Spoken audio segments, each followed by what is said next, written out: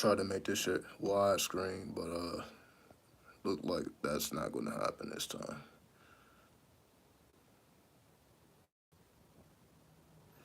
So we'll just do it this way.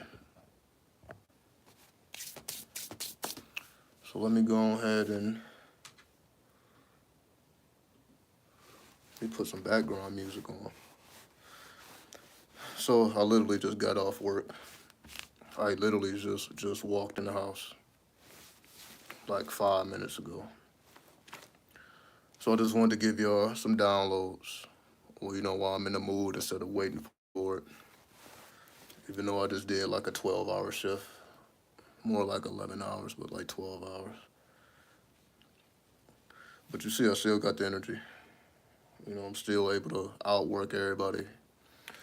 It's my first time doing night shift. As y'all know, I normally do days. My first time doing night shift. And it's a whole different world. Whole different world. And it's not necessarily a bad thing. Like day shift, we have to have a sense of urgency because you got people on your back. But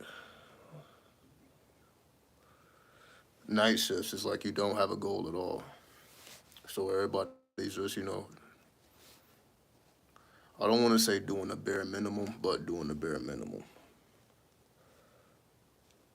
So of course, when I show up, it looks like I'm a goddamn superhero or something. Because I got all that energy.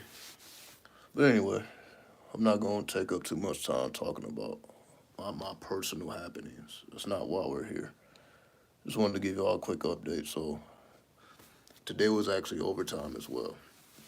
So this is outside my schedule. I'm picking up extra shifts and shit.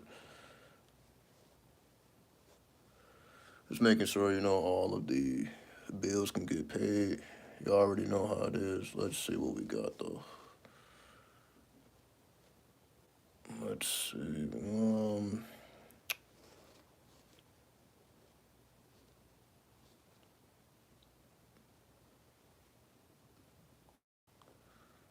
But today I want to talk about what it takes to be a real occultist. And I'm going to do this in a way where we really don't have to talk about anything devilish or anything satanic and all that. Because that's not really necessary. That's just more of a veil that keeps certain people out or keeps certain people away. But if we think this is really about, again, like a God versus a devil, an angel versus a demon, all these are strictly metaphors that people take seriously.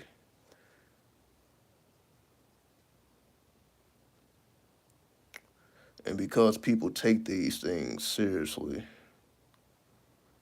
they have become what they are today. Meaning, that's why you have people believing in a God, you have people believing in the devil. And their whole life is shaped around either trying to be a slave to the God or be a slave to the devil, right? It seems to me that most people are like in between. If you want to ask my personal opinion, most people are like in between. They may have a love for God, but they're clearly still slaves to this world, right? Fucking complaining and shit.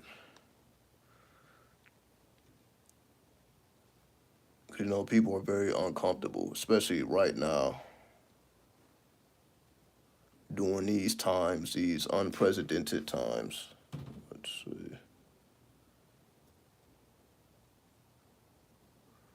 See if I can hear anything.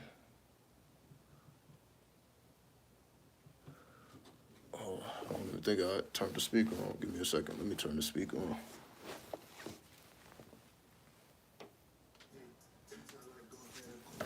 All right, there we go. There we go. Okay, so let me open up this up.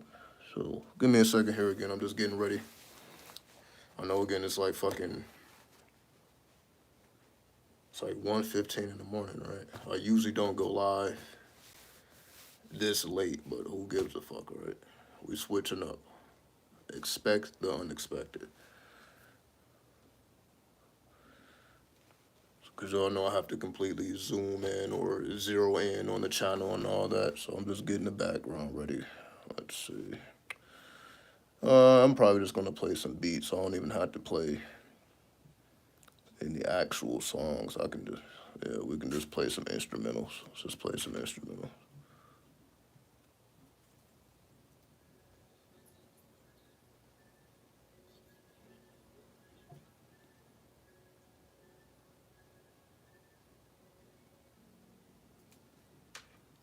All right.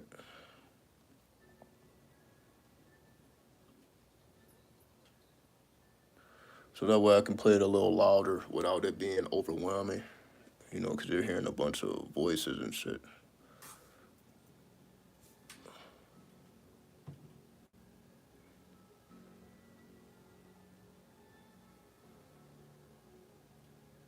And I'm gonna slow it down.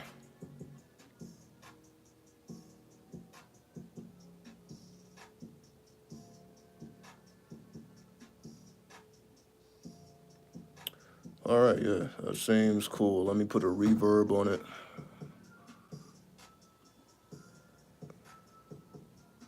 Yeah, that sounds good.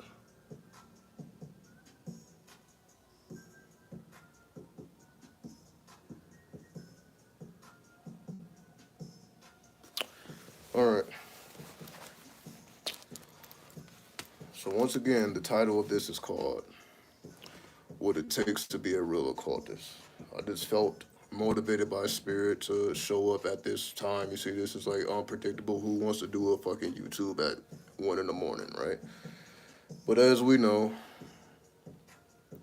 I when I am inspired, I try to take the opportunity because I feel it may be useful to somebody else, right? Not just me, but also somebody else. So that's why I'm like, okay, if I'm in the spirit, let me go ahead and broadcast it. So, you know, this can be beneficial to whoever chooses to observe these frequencies and these vibrations.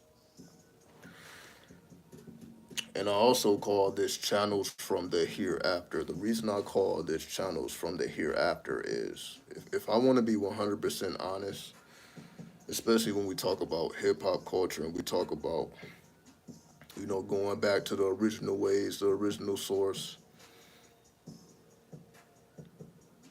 I feel like there is no topping what we have already seen. What do I mean by that? Like when we think about like a King Von, we think about a Pop Smoke. You know, we think about the drill kings, and I'm sure there's some drill queens out there, so I don't want to be biased. But I definitely feel, I'm like, are we really going to go harder than Von went? Are we really going to be flashier or more fly than Pop Smoke? I don't think so. I think that was the apex. And what I mean by the apex is the only thing, in my opinion, the only thing worth rapping about at this point is the new Aeon. And that's just my opinion.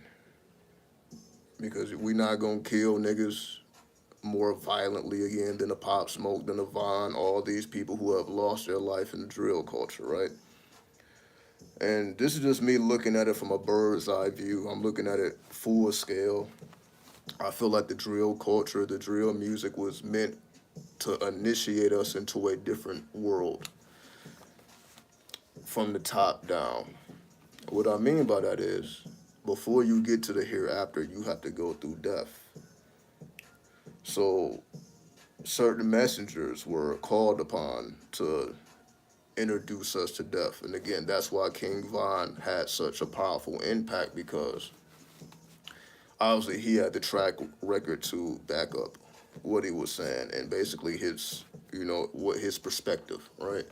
which is something that was very unfamiliar in hip hop because, of course, these people are exist, but these are not really the people that's rapping. So what made Von special, what made the drill, the whole all these drill kings and queens special is because they was willing to take us inside themselves. Now you understand the mind of, I'm not going to call these people killers, even though they clearly engage in the darker arts.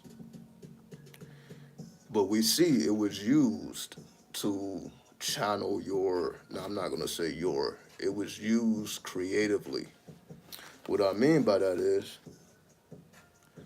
people like Pop Smoke, people like Von. I'm just using those as an example. I'm just mentioning people who had an impact, a legendary impact, right? Not just somebody who came in with, somebody who actually changed a course or changed the direction of which you can say hip hop was going. And I'm separating hip hop from the rap game. The direction was changed. You can really call it the law of reversal, right? It was because of a Pop Smoke, it was because of a Von, so on and so forth, that now we're really engaged in the law of reversal, right? So you can say it really started with the devil's disciples, otherwise known as the BDs, the black disciples, right? That's what most people know them as, but their original name was the devil's disciples, for those who know the Chicago history. Started by David Barksdale. We know that, right? Then he came together with Larry Hoover, then formulated the Black Disciple Nation, right? The Black Gangster Disciples, so on and so forth. We ain't got to go through the whole history, right? But the reason why these things are relevant, because the type of questions I ask myself, being a part of the culture, is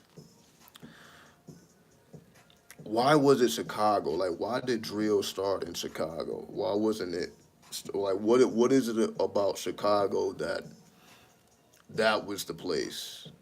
Then of course we know Chicago became Chirac, because of the murder rate, so on and so forth, right? And we know the Midwest has always been cracking when it comes to that culture, right? The culture of, you can say, the street culture, right? We just call it what it is. So again, I'm just looking at all these things. I'm like, okay, well, why was it Chicago? And again, that's why I mentioned the devil's disciples.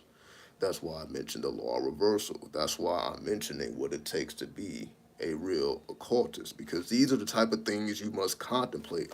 So while most people are fanned out, they just enjoy the music, they enjoy the lifestyle, whatever the fuck they're actually into. But as an artist, when you are the one behind the pen instead of the one who's consuming the pen, when you are behind the pen, when you are crafting bars, when you are crafting lyrics, when you are a part of this culture, meaning the culture advances because you advance. That's what it means to be a part of this culture, meaning the more advanced you become, the more advanced the entire culture becomes because you can document your advancement, right?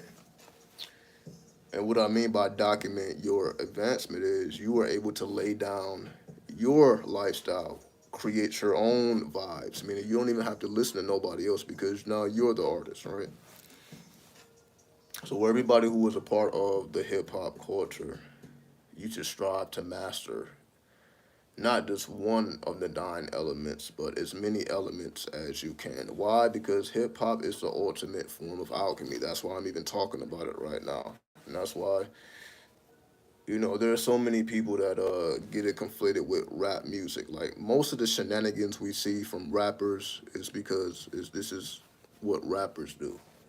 A rapper is not the same as a hip hopper, right? It's two different types of people. How do we know this? Because all you gotta do is just look at me, right? I'm actual hip hopper. I can produce music that other people can't produce, right? Meaning a rapper would not be able to produce the lyrics I produce, right? And I have no desire to produce the lyrics that they produce, right? Two different types of people all together. So of course the world is familiar with a bunch of rappers. The world is not familiar with hip hop. The world was never familiar with hip hop. Hip hop has always been occult. Hip hop has always been forbidden. Hip hop has never been mainstream. Let me just make that clear. Rap music is mainstream. What we see from rappers are mainstream. But again, these are not the hip hoppers. These are not the people that advance the culture. These are the people that come and go, right? So we're not talking about these people. We're talking about the legends, people who are legendary, alive or dead. Because clearly their energy was different than everybody else's. It was something about them that made them stand out from the millions of people who want to be rappers, right? So amongst the millions of people that want to be rappers, somehow you had people that were able to stand out amongst millions, tens of millions, right? What's up, Callie? 93 to you. Much love and respect to the goddess. You already know, right? Shout out to the night owls, right? We in here for a late night session, and it's just really one of those days where, or I guess one of those nights, one of those early mornings at this point, where these are things that I'm always contemplating. I'm always contemplating because I have to step outside of myself, meaning I already live this shit every day, right? But I have to step outside of myself in order to observe, to make it audible, or make it. I have to be able to comprehend this in a way that makes sense. You can say to the world as a whole, or the occultists as a whole, right? So we're not talking about the mainstream, and this should go for all of us. If you consider yourself a part of the culture, the more you advance yourself, the more advanced the culture becomes. Meaning, every person that even interacts with you, you're able to rub your energy off on them. That's what I was talking about earlier, where even at work, I'm coming to work with all this energy. And when you are amongst people that do the bare minimum and you're doing the maximum, I'm actually at work sweating, face full of sweat. Everybody else ain't even breaking sweats. My face is full of sweat. This is what I'm talking about. I'm like, okay, there's clearly a huge difference here. But eventually, people begin to up the ante. Why? Because they see you. That's not necessarily always a good thing, because some people just want to chill, right? Some people just want to go to work and come home and do the bare minimum, right?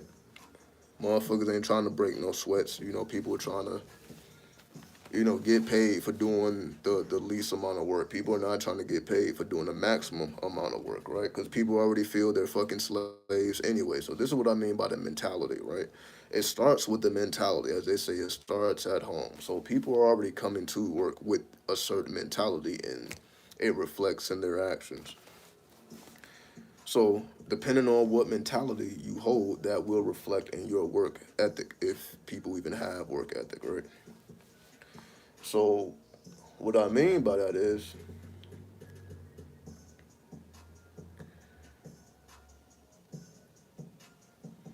most people are not hip hop.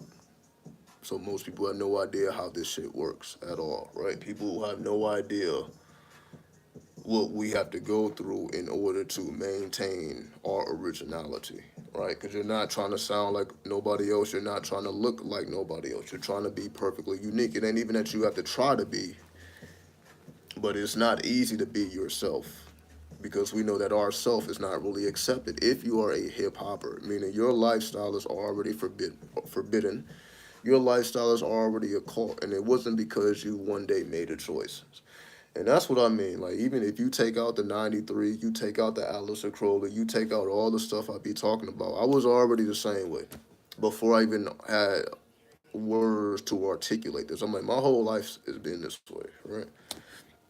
The only thing that really changed is now I can articulate what I've always felt. And I'm sure I'm not the only one that feels that way. That's why we advance ourselves, so that we can articulate the format, the frequency, because nobody else is going to do it. Why? Because everybody else is concerned with being anybody else except themselves. So when you make the decision to be yourself, that means you're basically engage in the law of reversal. You're basically telling the world that, because most people have to fake. Most people put on a mask every day. Most people are not being themselves. So when you make the decision to be your authentic self, of course, you're going to have people who don't really know how to navigate that because they're not used to the reality of you.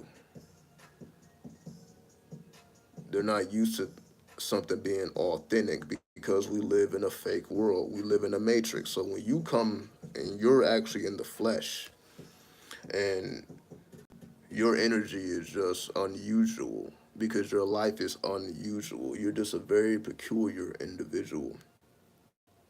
And again, it ain't because you're writing a bunch of sigils or you're doing a bunch of chants or you're doing anything spiritual, right?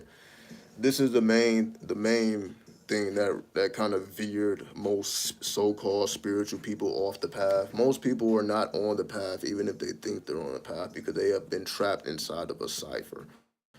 What I mean by trapped inside of a cipher, because spirituality has been watered down. It's not what it is when I was coming up. Spirituality, when I was coming up, the only people that was even talking about this stuff was people who was really about this shit. That's why my perspective is different. My perspective is different because I have observed it, right? I know YouTube in the original format. I was already here, right? So when I began to educate myself, I actually was listening to gurus. I was listening to masters of their craft because they were the only ones talking about certain things before all this stuff was mainstream. Now that this stuff is mainstream, anybody and everybody is just saying any fucking thing, right? That's why social media is such a toxic place and why I don't really even be on social media, even though I should and I will be on social media, right?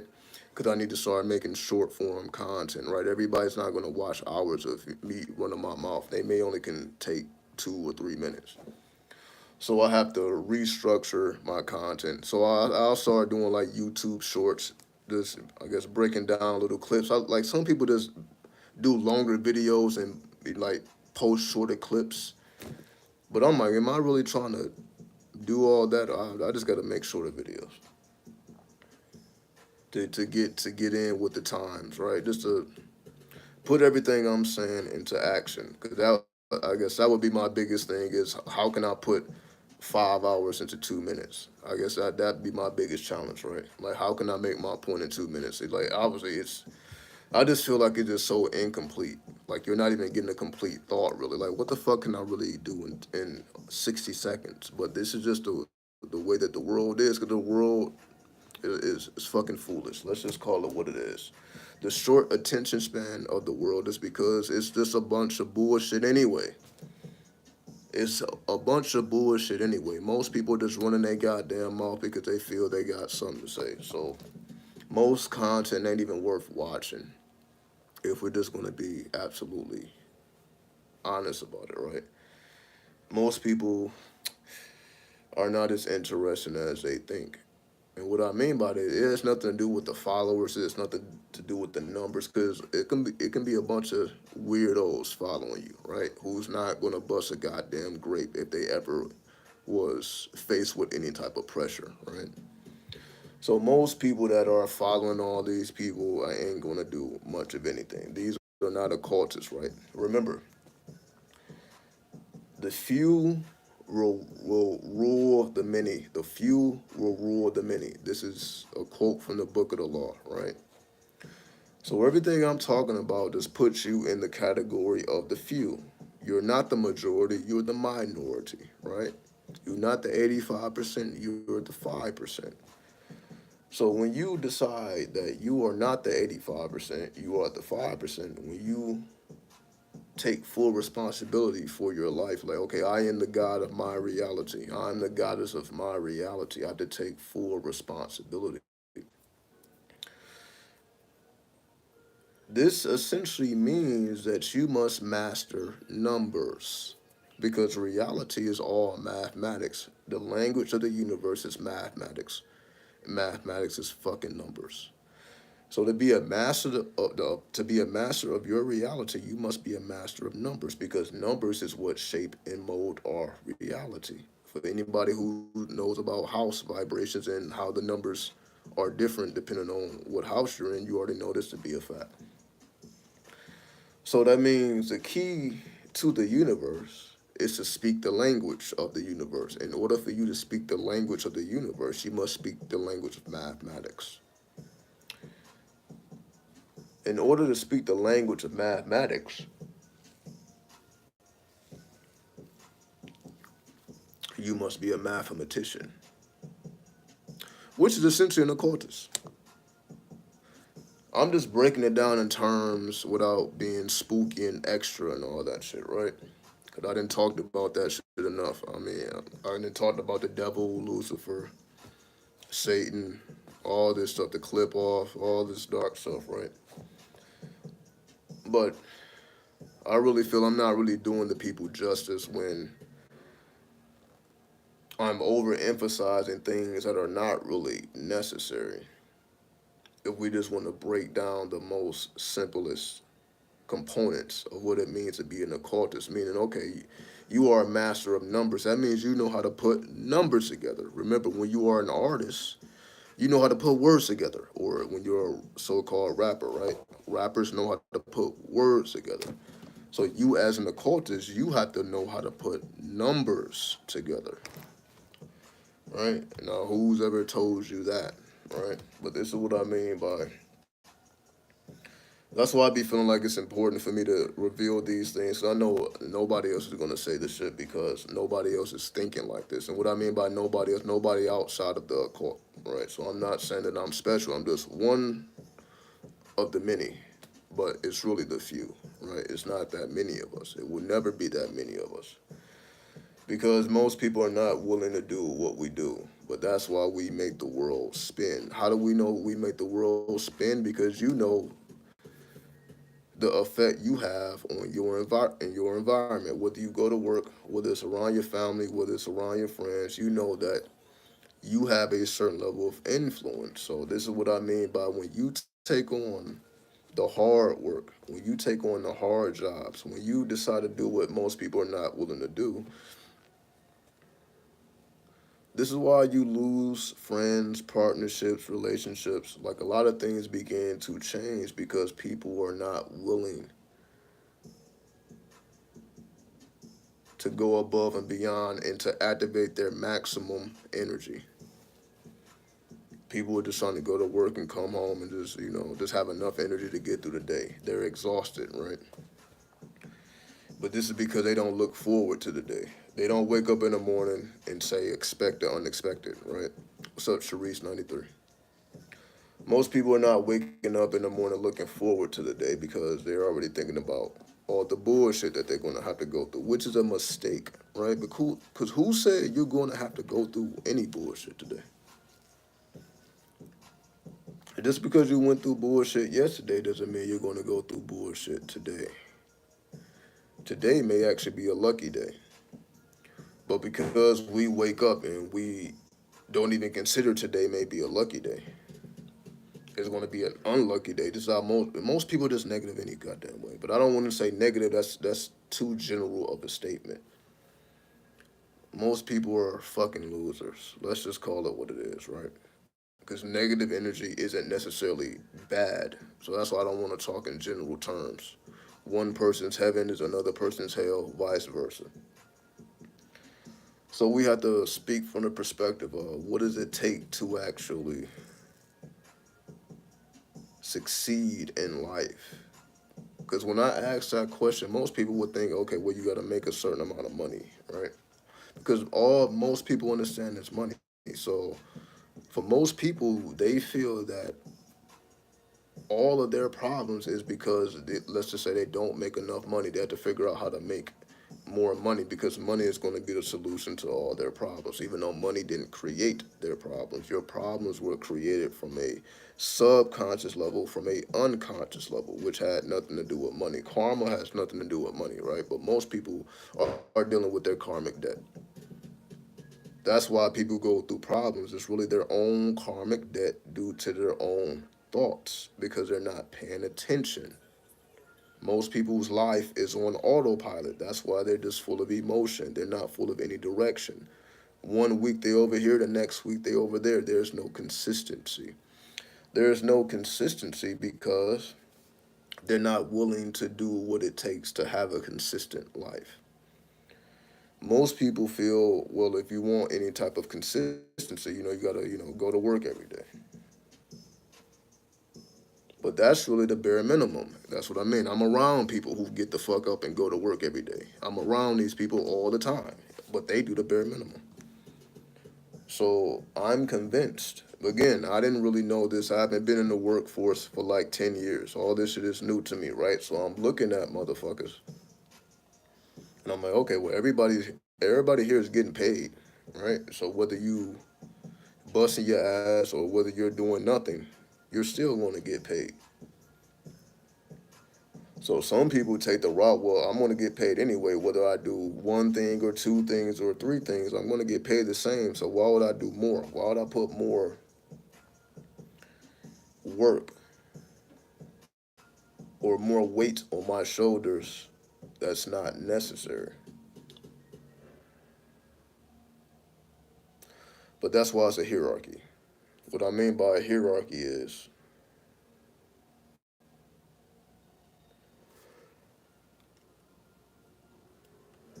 in the mob, you have associates, people who are associated with the mob. You can say hip hop is a form of the mafia. Meaning, if you really want to understand hip hop, you must understand the mob. You must understand the mafia. I've understood these things a lot more because I'm in a mafia type city. I'm in a mob type city, as we know, Las Vegas, right? So it's giving me a certain type of insight. I'm like, okay, I see why this works because all it is just playing to people's vice, right? People like to get high. Weed is legal. People like to drink. Drinks are pretty much free as long as you're gambling because people like to gamble because in the hopes that they will what hit the jackpot. And we know most people do not hit the jackpot, so most people are just losing money. So that means most people are going home and they didn't win the jackpot.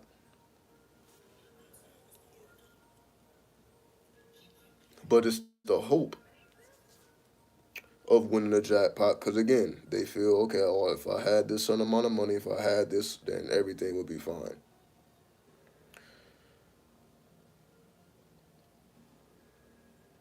The reason why they're not able to obtain that is because they would be disappointed. I'm just going to be honest. The reason why most people don't have the money that they feel that they should have that will fix all their problems is because they would be disappointed. Meaning,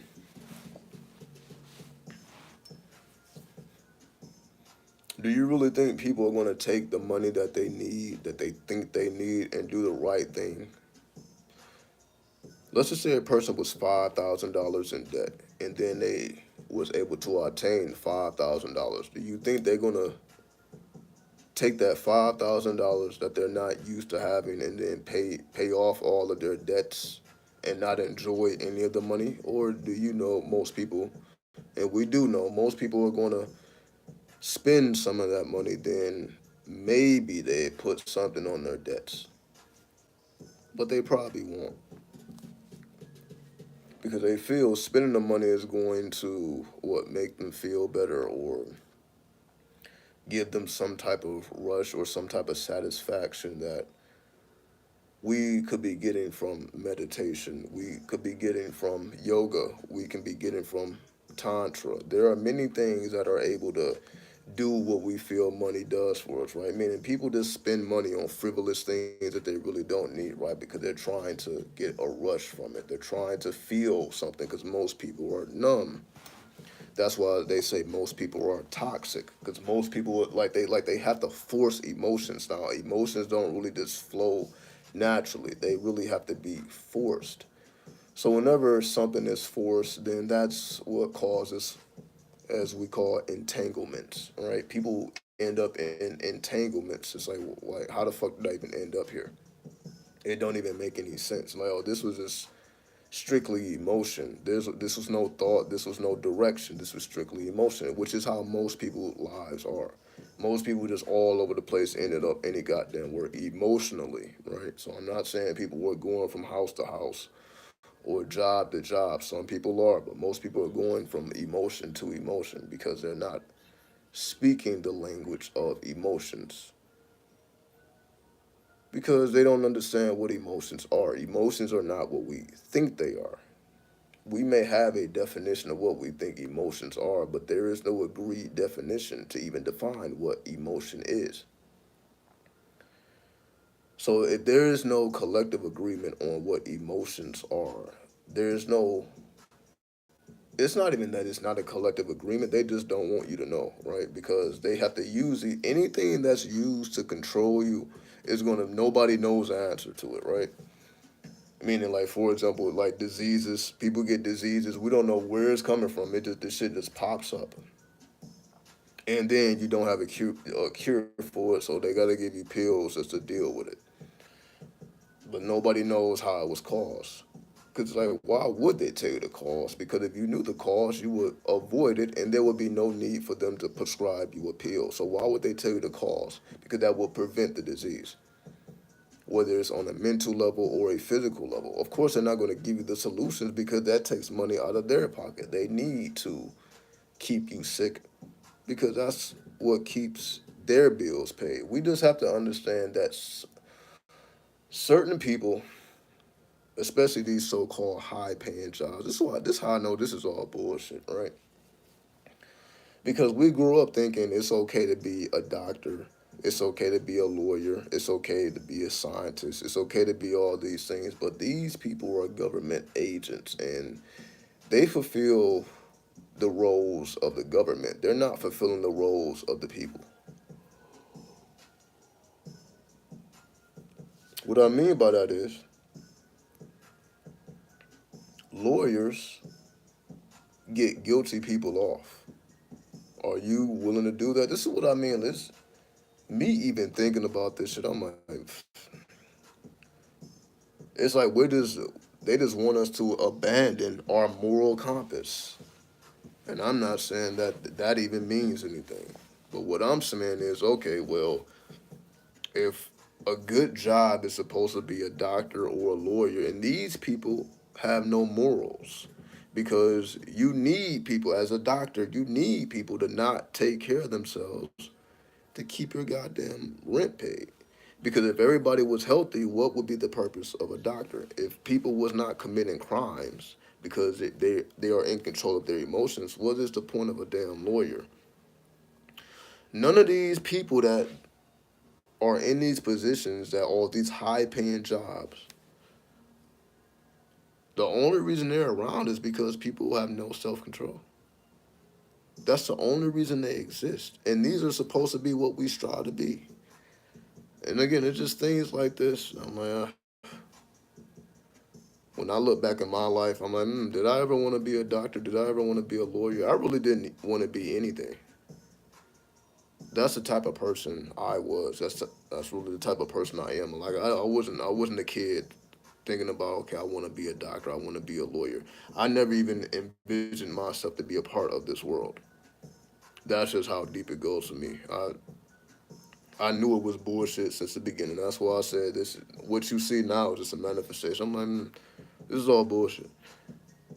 Like, why would I ever want to be any of these things? And I'm basically surrounding myself around a bunch of fucking fake losers. People who all they know is deception and scamming I'm having a hard time pronouncing this. Manipulation. There we go. That's all they know. Deception, manipulation. So that's why people can't really be real with each other because this life makes you deceptive. This life makes you, again, destroys your moral compass. So once your moral compass is destroyed, now they're giving you all this money. That's what I'm saying. Like, I see what's going on here. So the more you destroy your moral compass, the more money you are allowed to make because they need to test you. They want to make sure that, okay, can you really handle the type of pressure that is required for you to have this high paying job? Your moral compass has to be pushed to the side. And again, I'm not a person who's saying that you really need to care about a moral compass. However, the so-called good paying jobs that we've been hearing about all our life just corrupts you. That's how I know. Like most of our parents and most of our elders just didn't know any better. It's like, why would you tell anybody to be that if you really know what happens behind the scenes? The thing is, they don't know what happened behind the scenes. That's why they're saying it, because if you knew what happened behind the scenes, you would advise people to go down those paths because you know what happens. Like, all right, be a lawyer if you want to. So when you have to defend people that are clearly guilty because they're going to give you a bag and you got to do your job because you got to pay your goddamn bills. You got to put food on the table. What the fuck you gonna do? Is like, no, I'm not gonna defend this guilty person because I have too much morals. But that's not what's gonna keep you. That's not gonna keep food on the table though. Your morals or your moral compass isn't what keeps food on the table, right? Especially when you didn't put in all those years of school. Like if you're a lawyer, you have to go to law school. If you're a doctor, you have to go to medical school. So like you're doing like 8 years of additional schooling, putting yourself into debt. So this is what I mean. So when people get out of school, they're getting out in debt. So you already owe money due to your education. So now again, they put you in a position where even if you had a moral compass, you can't really utilize it because you're already in debt. Excuse me. So you're like forced to become corrupt. Like what the fuck you gonna do? You're just not gonna take the money? Now of course it'll be always somebody who, yeah, I won't take the money. But again, are you really just gonna let 8 years of training and schooling go to waste? Especially when your family been pushing you. That's what really keeps most people in the game, is because they ain't trying to let their parents down. They're not trying to let anybody down. So even if again it just corrupts people slowly but surely. But this is the way of the world, and the only thing that keeps you from being corrupt is the occult. Because according to most people, the occult is already corrupt. The devil, Lucifer, Satan, meaning you're already corrupt. Your soul is already doomed if you're anywhere around here, according to most people, right? Because most people are God loving and God fearing, and they don't want no parts of so called negative energy, negative vibes, things that are naturally negative, right? People like things all pretty and shiny. That's why people are trying to get to heaven and not hell, because heaven in their mind is pretty, it's shiny, everything is already ready for you. Women is already there, men are already there. It's like a diamond, right? It's a flawless diamond. That's most people's idea of heaven. It's like a flawless diamond. Obviously, most people are not trying to go to hell, which will be considered like a rough diamond, right? A diamond that needs to go through alchemy. That's why the hellfire, before it was eternal, like you're just gonna burn in hell forever, we know that it was temporary. You temporarily went to hell until you were purified. The fires represent purification. It also represents the fires of the forge. When you're forging weaponry, you got to put it through the fire. So the fire is a symbol of alchemy, right?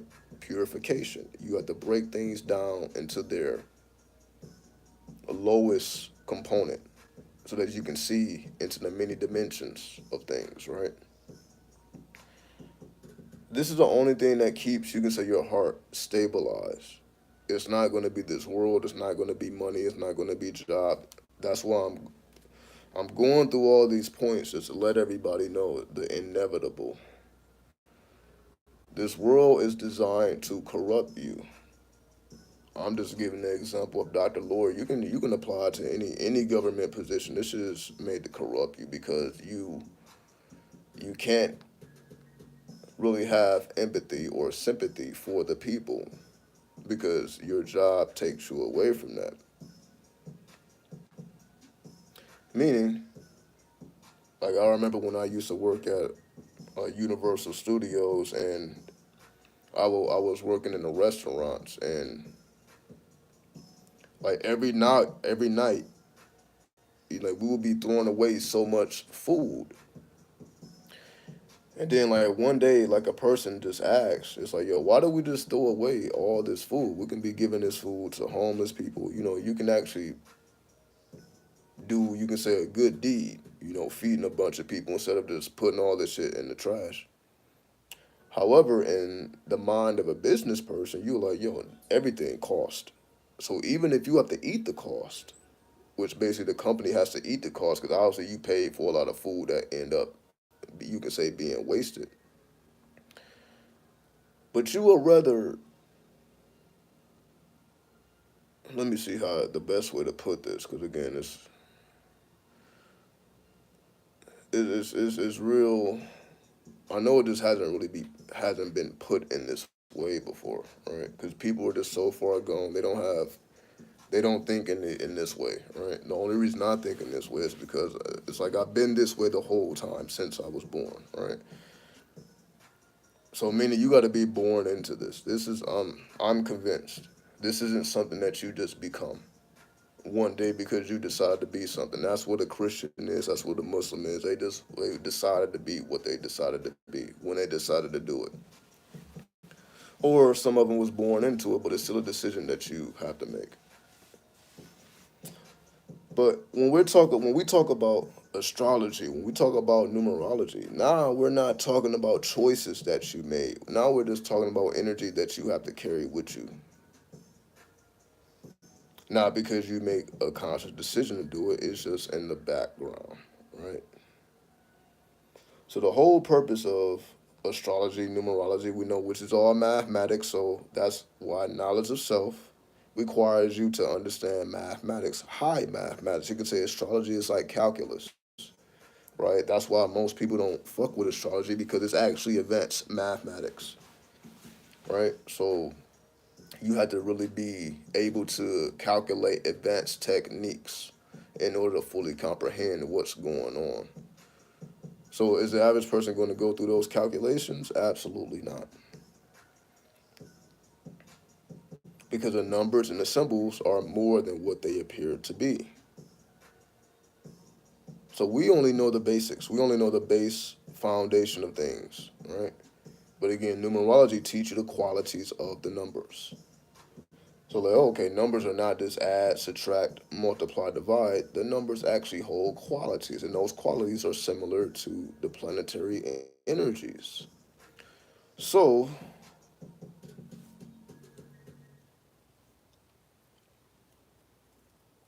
astrology just gives us an opportunity to understand that we are influenced by planetary motions, movements, aspects, so on and so forth. We must consider the planets as we call the transits because they actually have an effect on your psyche.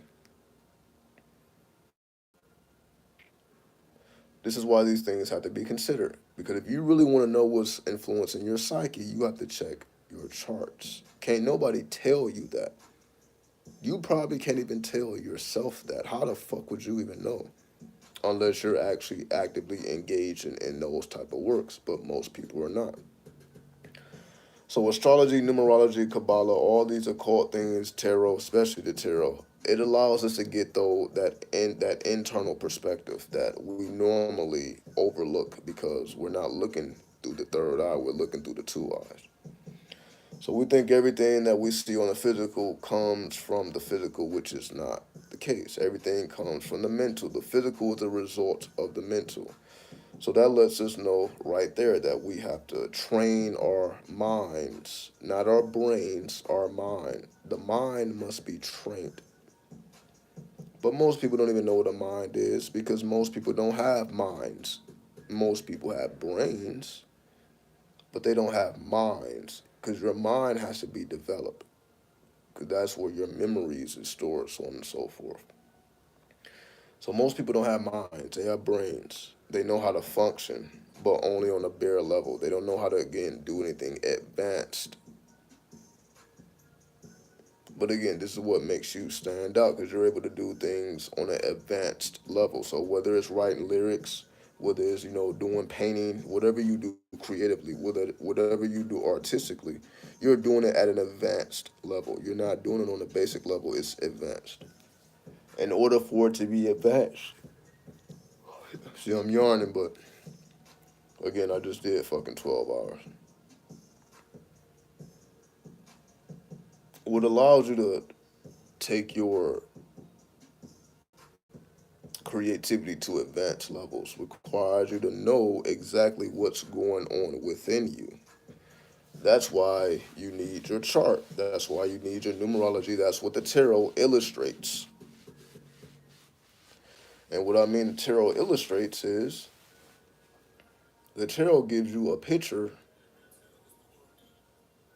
of the frequencies at play. You have some type of imagery in front of you instead of looking at a bunch of numbers and calculations that most people is not going to understand anyway.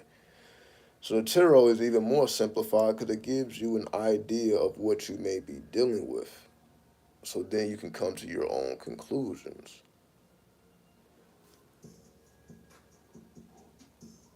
When you're able to come to your own conclusions, now you're able to think in ways that other people don't think. That the average people out here are not thinking anywhere along these lines at all. They're too caught up in politics, what's going on in the world to be even,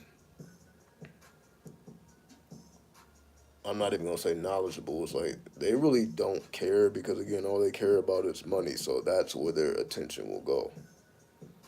So that's why it's just they're just not useful. Most people are just not useful. That's why it's so hard to find good people, right? Whether it's good friends, good company. These people are not just people you stumble upon because most people are fucking pathetic. Let's just call it what it is, right? It ain't even their lifestyle, it's just them.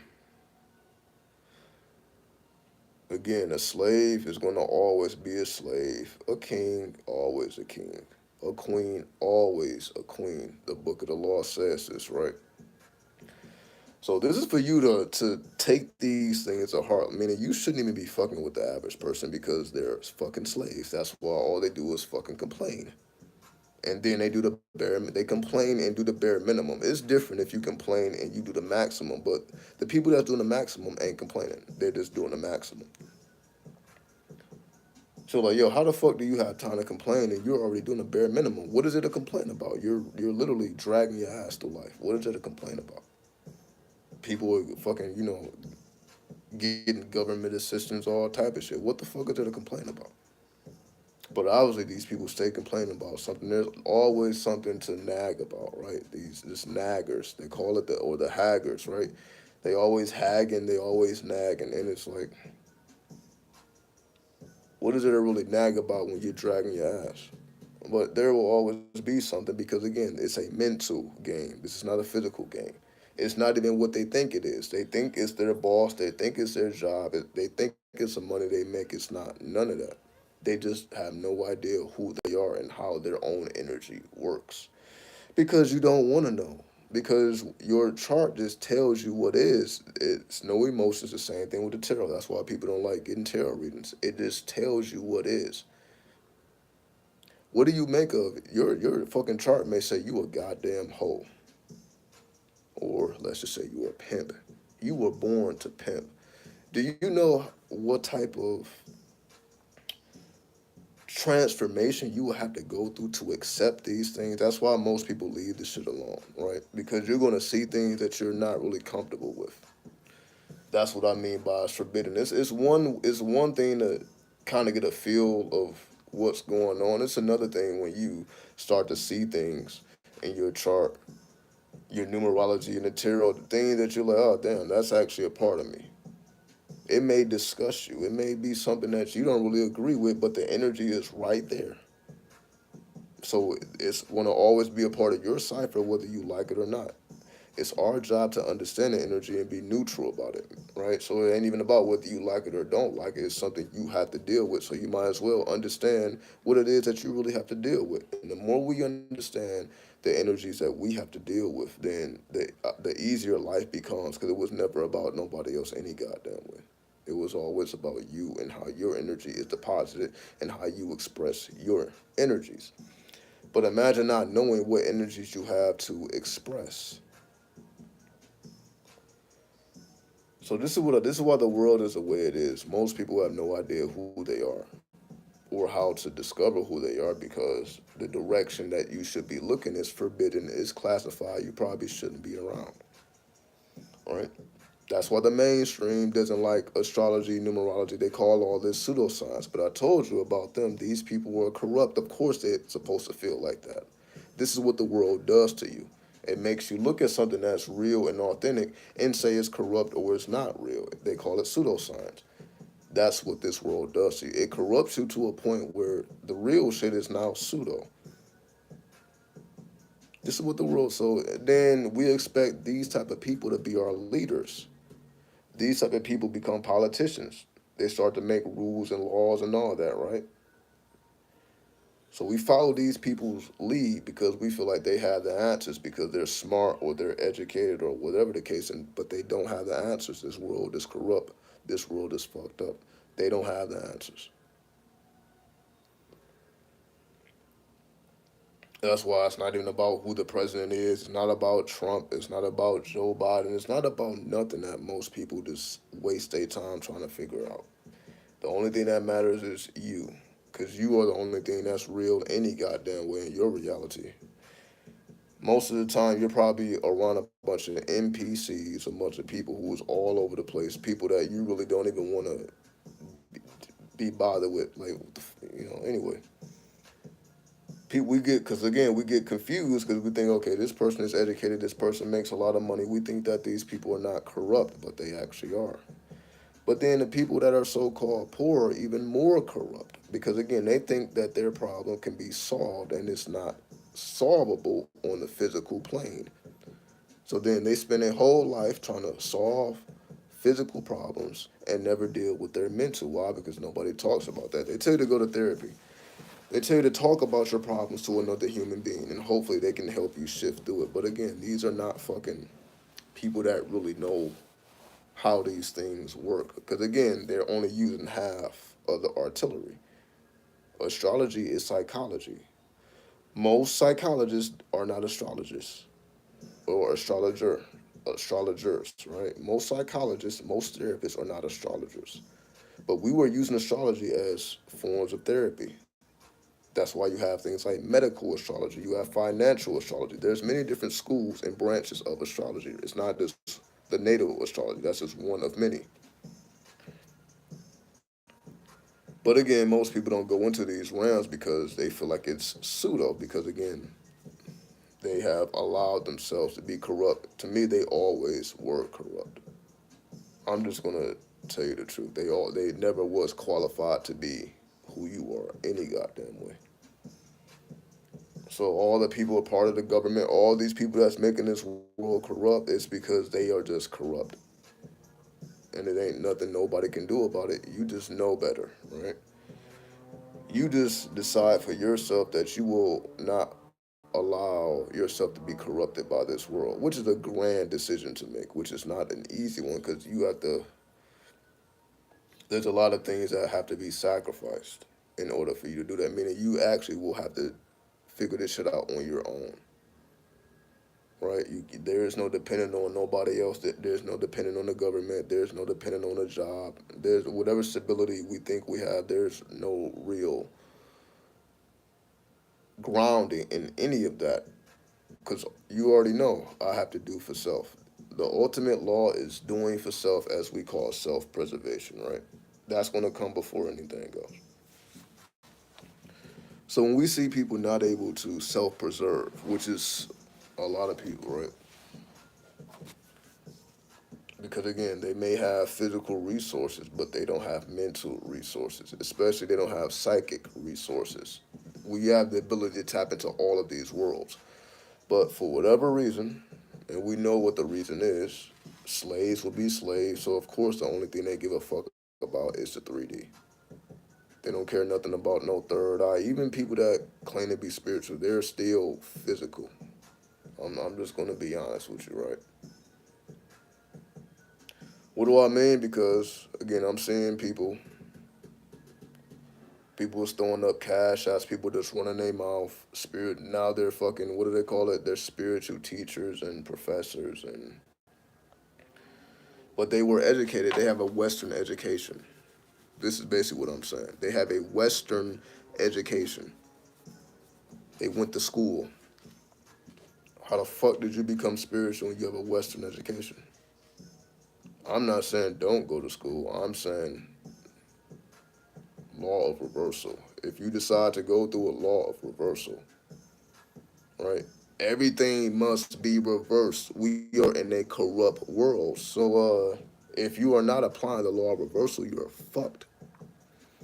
That's why I had to come from the forbidden world. No mainstream person talks about the law of reversal. They talk about all that other bullshit, but they don't talk about the most important law, meaning you gotta flip or invert all of this shit. Because you will become corrupted if you don't invert it. Inverting it means you have to play the game better than the masters play it. How do you play the game better than the masters? Because the masters are corrupt. There are no more masters. There are no more OGs and all these things, right?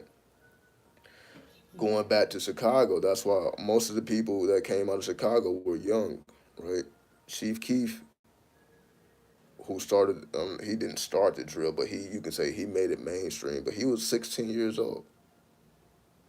And then all of the rappers that we seen coming out of Chicago, these were all young people. These were not older people. These were young people, right? The Chief Keef, the Lil Durks, the what's the guy's name? The Lil Bibbies, the G Herbos, the FBG Ducks, the King Von, so on and so forth. All these people were young, right? And then the whole world is falling behind this young mind.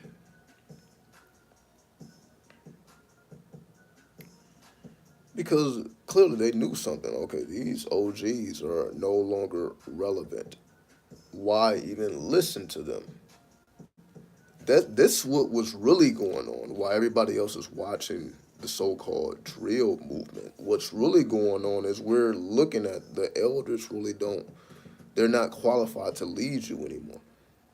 They're not. They did not come up in this world. This world is now technomatic. What the fuck can they tell you about technomancy when they didn't spend majority of their life without it? Or they still don't know how to utilize it like you know how to utilize it. It seems to me like you're the technomancer. If you're the millennial, if you're the zoomer, that means you're the technomancer. What the fuck could the elder tell you? You came up with technology. They didn't. So it seems to me like you are the chosen one because you understand technology in a way that most people don't, especially the people that are older than you. That's why I was like, the elders really can't give you no real fucking advice. That doesn't mean that we shouldn't respect them, but it just means that you they should be listening to you instead of you feeling like you need to listen to them because you feel like they have some type of wisdom because they've been here for however many years. That don't mean anything. You can be here 80 years and still be a fucking fool, right? Just like you can be here 20 years and wise, right? That's what I did, right? I've been on YouTube since my early 20s. Actually, no, that's not true. This channel, I've been on YouTube way longer than that. This particular channel. And all I've been doing is showcasing wisdom, right? Just to let, okay, young people are not fucking foolish. We're actually wiser than the elders. I've been showing and proving that the whole fucking time, right? That's why you see we don't have no fucking elders, right? We are the elders. Not because we've been here longer than people, because we're more wise, because we actually understand technology and electricity. which then goes into thought, which then goes into energy, which then goes into emotion. You see, all these things are interconnected. Or is an elder going to tell you that? Is an elder going to speak the language of the new age? Unless they were actually there in the new age? Probably not. They're not speaking that language. The elders really don't even understand you. Let's just be honest. It's just too far detached. They're too far detached into their own happenings for them to really consider what you have to go through on a daily basis. I'm sure you've always known the world is corrupt. That's not how the elders feel, though. They may feel okay, yeah, they got a relationship with God. That's how they balance that shit. If they have come to that conclusion, that just makes them closer to God. They still are dealing in fear. That's why they're not qualified, because they're still dealing in fear. They're still afraid of things. They still feel like there's a higher power controlling you, that you're not that higher power. There's something else pulling the strings. That's a old way of thinking. According to the book of the law, it says, there is no God where I am, right? Chapter 2, the book of the law. There is no God where I am. So if there is no God where you are, how could you not then be the God? I mean, there's nothing above you. There's nothing that's just, okay, today you're going to have a good day, tomorrow you're going to have a bad day. There is nothing higher than you controlling those type of circumstances. We are. We just don't know our higher self, but that's, again, the purpose of the Lima, is to have knowledge and conversation of your holy guardian angel, which is your higher self. So most people are just not communicating with the higher self. That's a figment of their imagination. It's not something that's real. It's just something that people talk about. But that's why I try to showcase my higher self here. I try to be I try to go into my higher mind, but it requires me to move my ego out the way. That's why, I be smoking the weed and shit, right? It's just to seduce my ego. So while most dudes are out here trying to seduce women, I'm seducing my own ego. I'm manipulating my own consciousness. All of these dark things that people use on other people, I just use on myself, right? I don't be having time to just be so caught up with what another person is doing that I just feel inclined to even do some shit like that. I'm just not inclined. I don't care enough, right? Because I know the reality. I have to manipulate my own consciousness. If I want something out of life, it ain't about manipulating other people, because then you got to keep that shit up.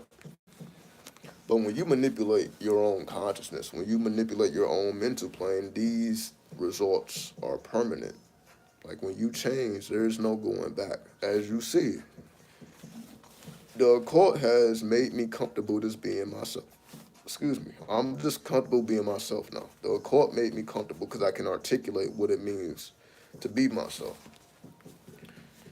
But I wasn't always comfortable with that because I didn't have the words or the lifestyle to really put these things into perspective. I had to go through the trials and tribulations, right? And again, as y'all see, it's all documented.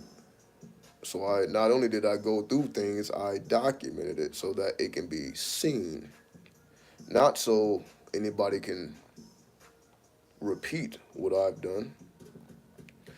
You just cannot. You just can see that it's authentic. That's really all it comes down to. That okay, there was no shortcuts here. Again, what y'all see today, there was no shortcuts, right? Y'all didn't. Y'all literally have seen me transition over the years. There was no shortcuts. These things take time, right?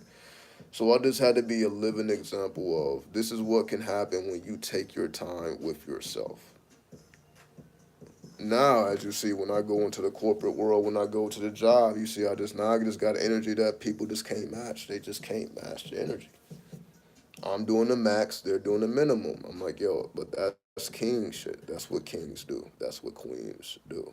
Not because nobody told you to. That's just the way you are. So even if I'm tired, you see, I'm yarning and stuff. Even if I'm tired, I'm still exerting maximum energy. As y'all see, I do the same thing with these YouTubes. I be running my mouth for hours, 3, 4, 5, 6, 7, 8 hours, right? From energy. Where is that energy coming from? Most people on YouTube don't talk as long as I talk. And you see, I'm technically just staring into a camera, right? I'm really just, speaking to myself. So how am I able to speak to myself hours and hours and hours? I'm just showing y'all how deep my thoughts really go. These are things that I contemplate on while I'm at work, while I'm dealing with family and all that. What's up? What's up, SM? Do you know Doja Cat? No, I don't know Doja Cat personally. Like I know of Doja Cat, but do I know her personally? No. I know who it is, and I really don't. I don't have an opinion on her whatsoever. Meaning, I don't listen to her music. I don't follow her.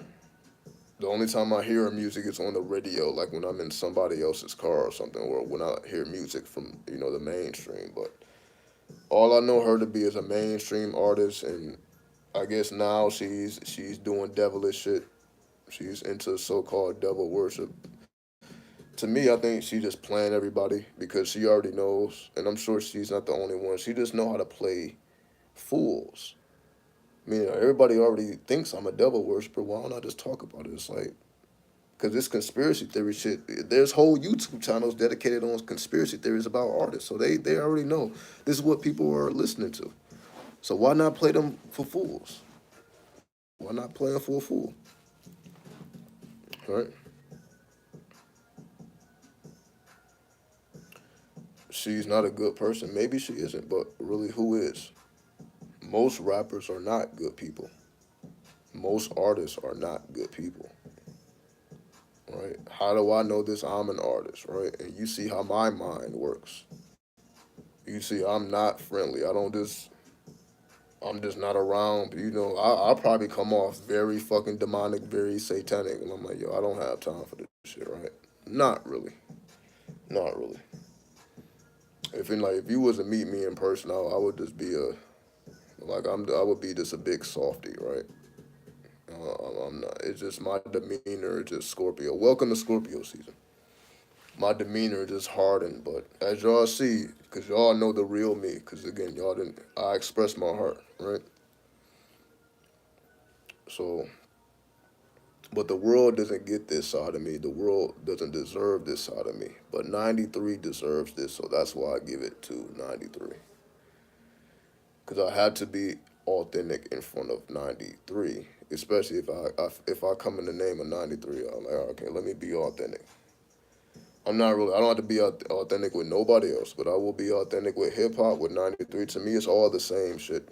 It's all the same to me. It's not. I don't really separate it. That's why I'm able to do. I'm just able to go through all these worlds. To me, it's all the same. Whether it's called hip hop,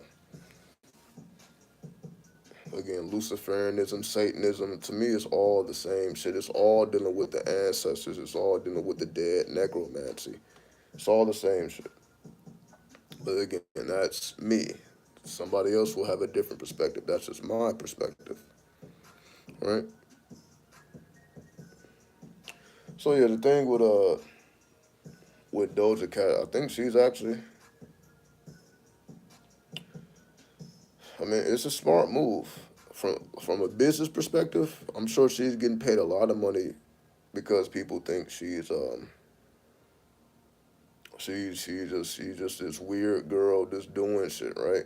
But it's filling up her bank account. So that's how I look at it. It's my business side, I'm like, okay, good business move. Me as a business minded person, I understand the business move. So that's why I'm like, I really don't have an opinion of her. I don't know her. I don't listen to the music. It's just not my type. But I understand the business move behind why she do what she does. And yeah, why not play on the slaves?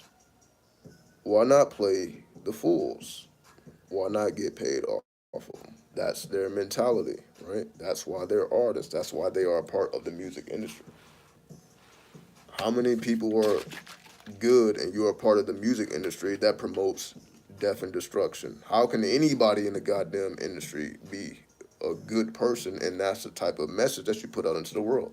You allow these young people to say the most reckless things. How are any of these people good? The whole music industry is corrupt. Because again, look at the message, look at the mainstream shit. Or y'all can talk about killing each other all day, every day because it's reflecting y'all are actually killing each other. Fuck it. But we're going to send our kids to college while your kids shoot each other in the streets. Good business move, right? Again, like my business mind allows me to understand the world for exactly what it is. That's essentially what YouTube has done. So other than, YouTube, the numbers and all that, I've just learned how to look at things from a business perspective so I can see the plays and I can understand the plays. I'm like, okay, I see why people do what they do. So that's why I can explain these things the way I explain it. Cause I'm really just talking from a business mind, and I ain't had to go to college for it. I just learned it. I feel like it's a natural talent. That's why I'm still here on YouTube, right? It's a natural talent. Meaning I understand the whole dynamics, but I choose not to utilize it. What I mean by that, meaning like if I was way more outrageous, I would have a lot more subscribers, a lot more views. But I'm like, am I really willing to be a clown just for some views? Then I tell y'all about the pornography. I actually have more success with pornography, right? And I don't even have to show my damn face. So that's. But again, how many people is gonna actually just be honest about it? That's just me being honest, right? I'm like, what the fuck? I supposed to lie about the shit, right? But that's why I tell y'all things like that, where it all comes down to trial and error. You have to see what works. So if I was just strictly business and didn't give a fuck, I wouldn't even be on YouTube. Because again, this doesn't make me any money. I literally come on here because this is just me expressing my heart. There's no financial gain for me doing this shit, right? Never really was. But that was never my motivation. But if we are talking about financial motivation, then it seems to me like the more forbidden routes actually satisfy that. And what I mean by that is, how does me producing pornography just, again, I'm getting tens of thousands of views, something that YouTube would never allow me to get because of the way I speak. I just realized, well, fuck it then, right? I don't feel no type of way about it because that's just what the numbers show me. I'm following the numbers, as they say you gotta follow the numbers. Well, some people say follow the money. I say follow the numbers. Because what's money without numbers? Or they also say things like, well, if it don't make money, it don't make sense, right? So according to that saying, this makes no damn sense because this makes no money. However, I understand that those sayings are corrupted. The old world is corrupted. We can no longer pull from the old world and expect it to be relevant in the future in the new aeon. Remember, we're already in the underworld. We're already in the hereafter. That's why drill music is the most popular music. That was for us to acknowledge that we are in the underworld. We are in the afterlife. Drill is all about death. What's after death? The hereafter. So essentially, it's like you're living from the hereafter when you engage in occult things. Because the whole purpose of engaging in the occult is to cause things to happen outside of the laws of karma. That's the whole point of being in the occult. You're causing things to happen outside of the laws of karma. Most people, their whole life is based on karma, their own karma, because again, most people are corrupt anyway.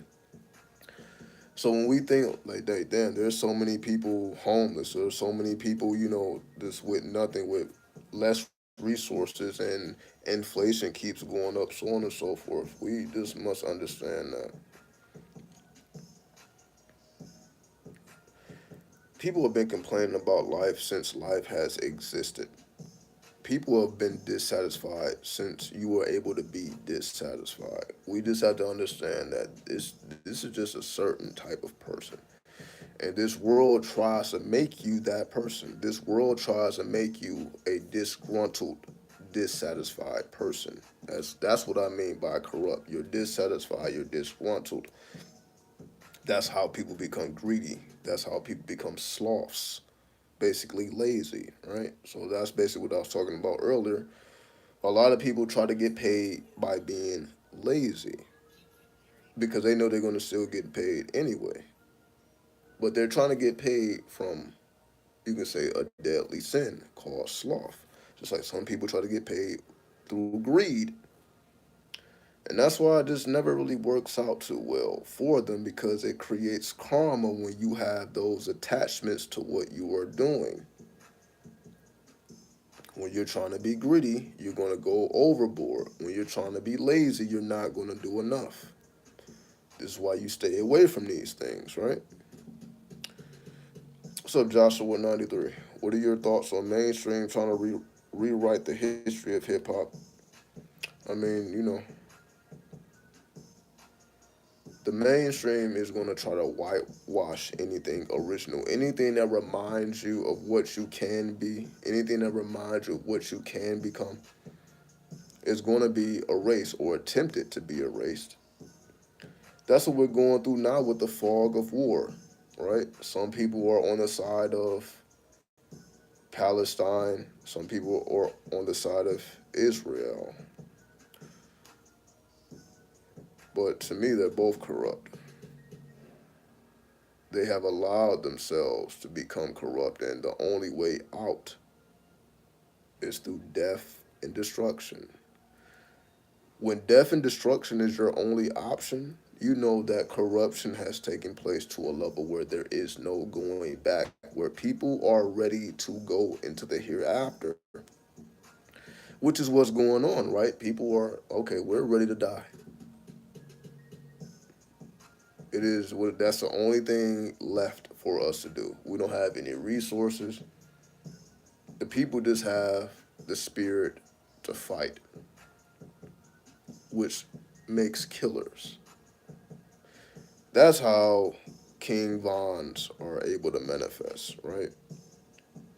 Like we look at these things like, yo, how does a person become a so-called serial killer? I mean, when you have people trying to kill you,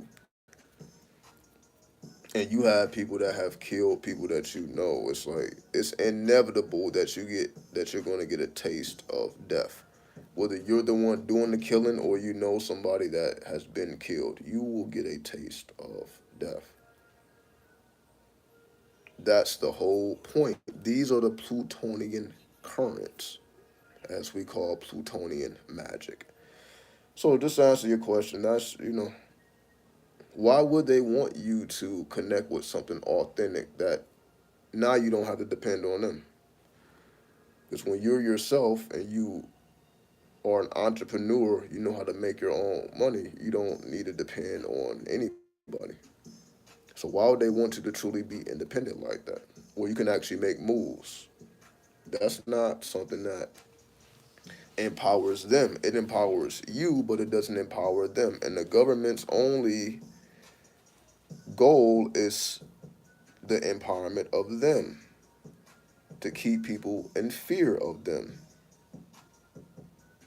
The government was never about love. The government doesn't do what it does out of love. The government does what it does out of fear.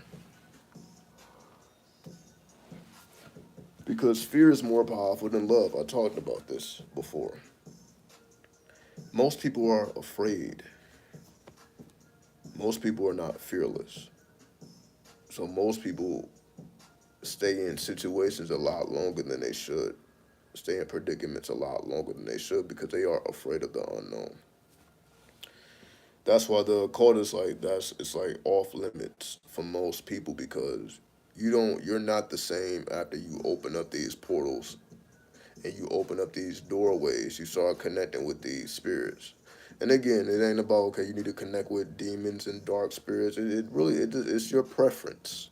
That's why you have angels, you have demons. It's really your preference. It's not even a certain way that you have to go about it. Because that's why I call it an occultist, right? So regardless of what energy you decide to connect with, it ain't even you. They come to you. So it ain't even that you have to make a decision. the decision is pretty much already made for you, whether you know it or not. You come to this realization later on, you're like, damn, these affiliations have already been established. They actually chose you. That's the same thing I said. I'm only spiritual because the spirits came to me first. Back before I even knew anything about spirits, before I had any spiritual revelations and all that, my introduction into spirituality is because spirits came to me and they introduced themselves by name to me. And I'm like, this shit is ridiculous. What is going on? So I had to investigate, and that's what made me spiritual. Is because I had to investigate what the fuck just happened.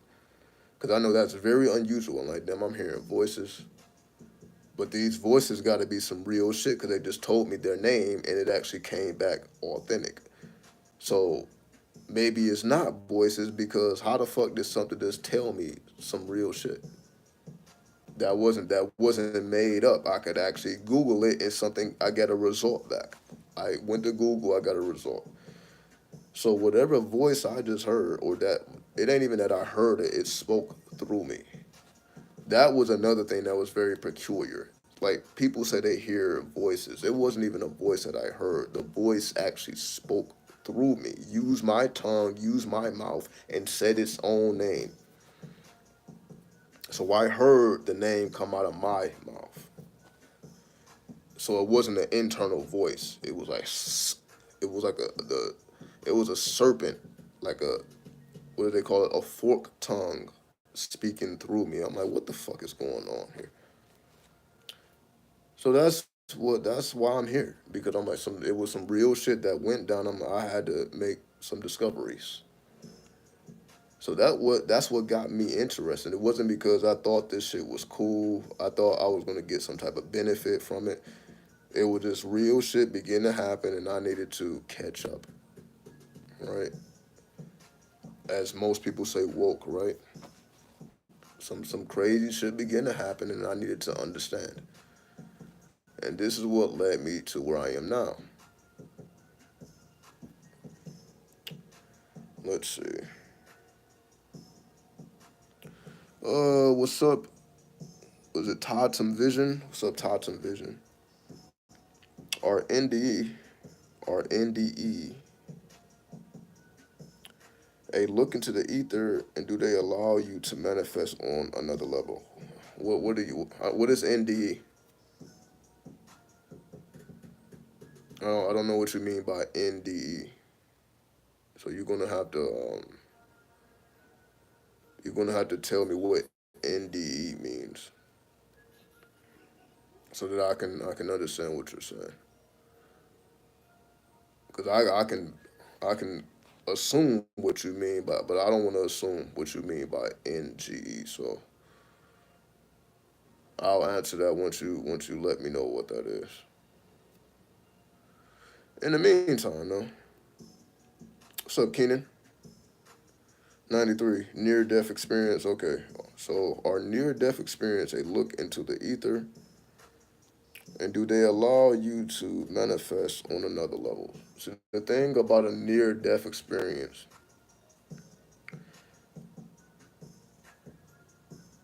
it ain't even that serious, because we go near death every time we go to sleep. Sleep is a cousin of death, right? So unless you're trying to put yourself through a near death experience on a daily basis, I would suggest you just actually utilizing, instead of actually going to sleep at night, you should actually stay awake at night. Not physically awake, but mentally awake.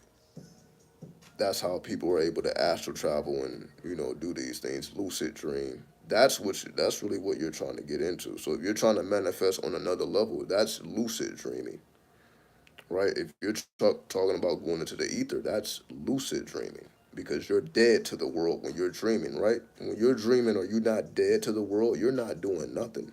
Your body is motionless when you're dreaming. Rapid eye movement sleep, right?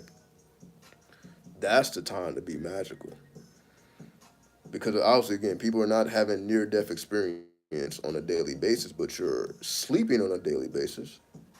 So that would be my answer. Would you rather have to cause a near death experience every day, or would you just use when you actually go through death every day or every night and just use it constructively, which most people are not. Most people are just dead to the world. You don't have to do that. You can awake in your real world that you created, right? That's always a possibility.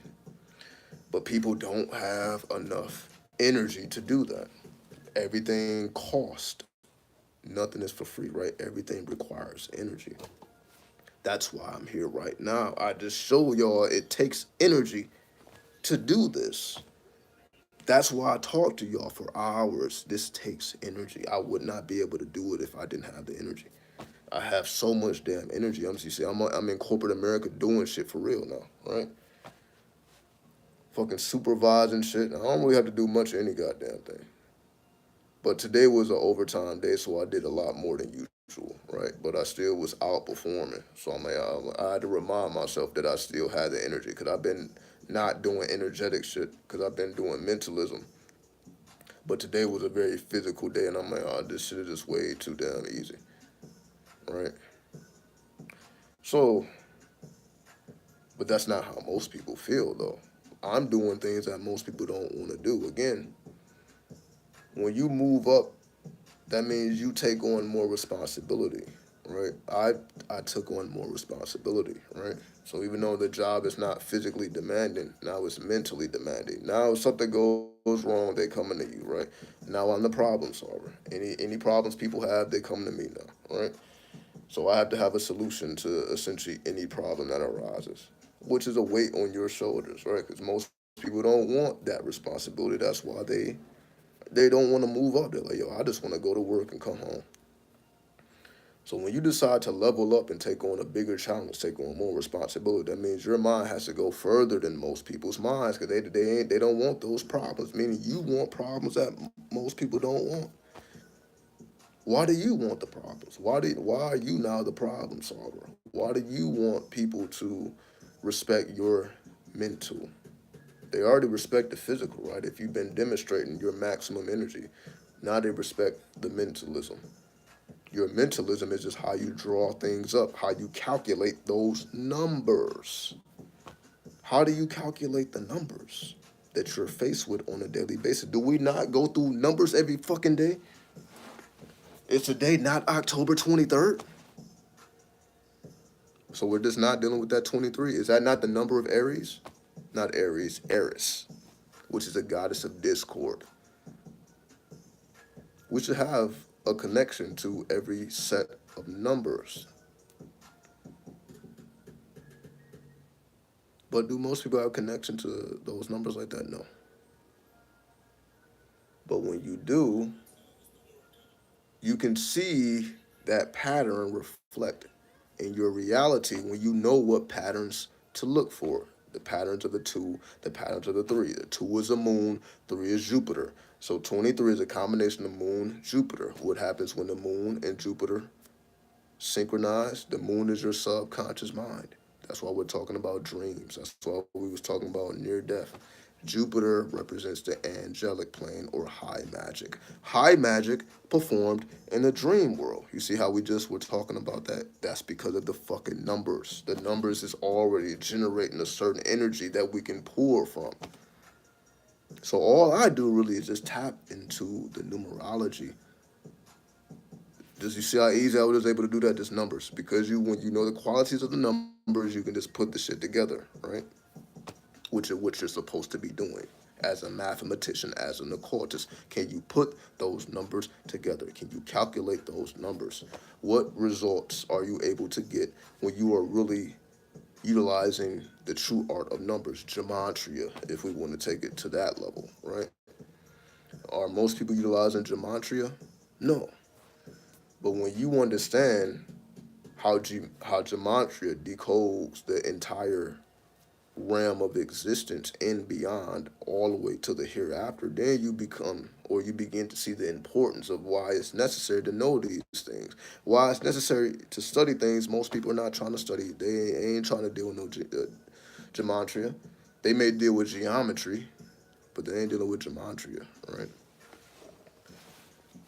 Because most people ain't even dealing with the Hebrew alphabet to even know what gematria is. The gematria is connected to the Hebrew alphabet. The Hebrew alphabet is connected to the tarot. Do most tarot readers connect the Hebrew letters and gematria to their readings? No, right?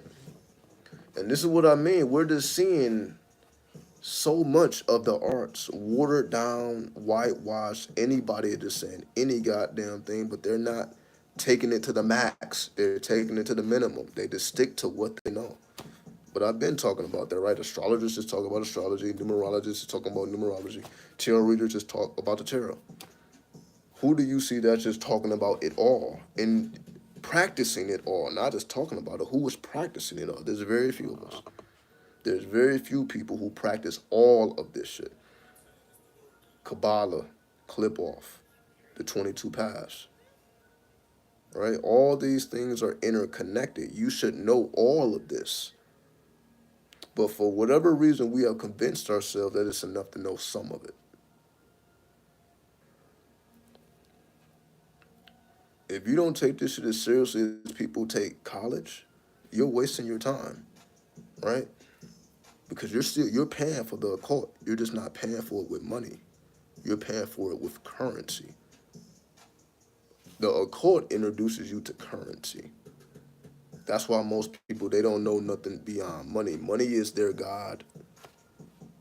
All they think about, all they talk about, all they that's why they complain. Money is their god. It ain't God is their god. Because if you truly love God, you wouldn't even really care about the money like that. But we see that that's just not the case. I don't give a fuck how much they talk about God, but their actions will show different. But again, that's to be expected. Look at what's required for you to even be over here. That's why I document in my life. Look at what I had to go through and still have to go through on a daily basis, right? Just to be who I am, just to show up. My life is not an easy life. My life is harder than most people's life. It is because of my lifestyle. My lifestyle makes my life harder. It doesn't make my life easier. Some aspects you can say are easier, but then some aspects are harder.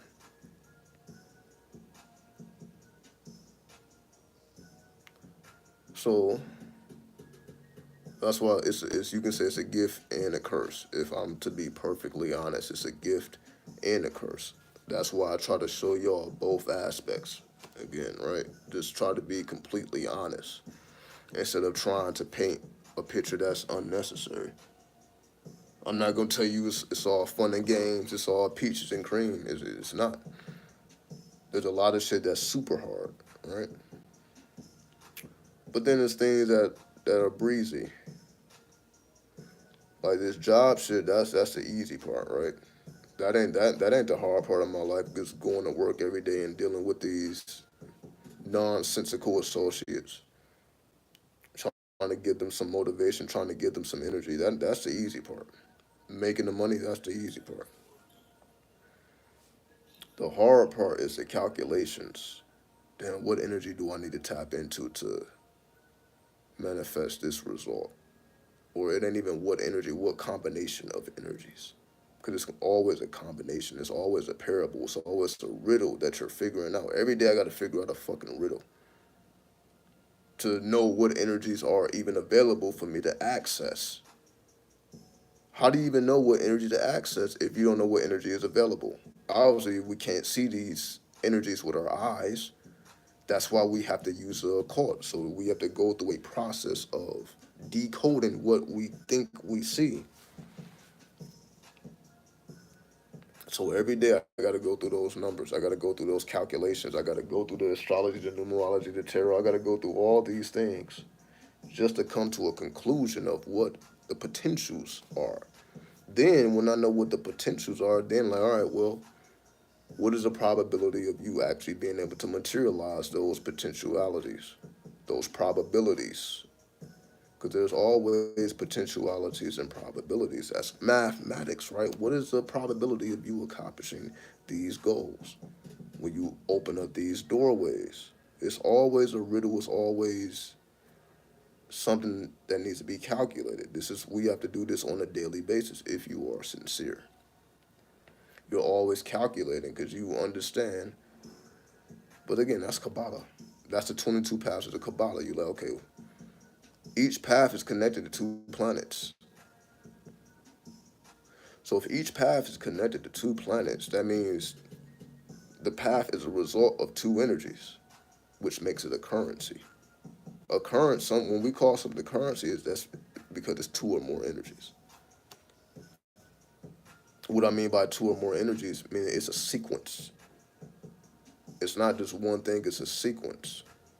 Like zip codes. Zip code is a sequence, right? It may be 42181, whatever it may be. That's a sequence. A phone number is a sequence. You need to type in that exact sequence to connect with the person that you're trying to call, right? You can't have one number wrong. That's what this is. So the same way you have to dial a person's number or that person's number is already saved in your phone, if you get one number wrong, it's going to connect you to a different person. You need to get all the numbers right to connect with the person you're trying to connect with, right? I'm just using that as an example of how accurate or how right and exact you have to be with these numbers. It's not enough to be right. Most people are dissatisfied with being right, but you have to also be exact. It's not enough to be right. You have to be exact. And in order to be exact, you have to take into consideration the currencies that you have available to you and then utilize them constructively. So every day we have the opportunity to access potentialities and probabilities. But of course, are you going to just know that just because you woke up? That's how some people feel. They just be glad to fucking wake up in the morning. They ain't even doing no calculations. They just happy to be alive. And doing what though? That's why I say these people are fools. They thank God for waking up. I'm like, well, what the fuck you gonna do with your day though? What are you doing with your life? Why are you waking up? Because again, that's what I mean by most people are unbearable to even be around. When you are really serious about your craft, you don't want to even be around people. As you see with me, do you ever see me around people? If it's not business, I'm not even around people.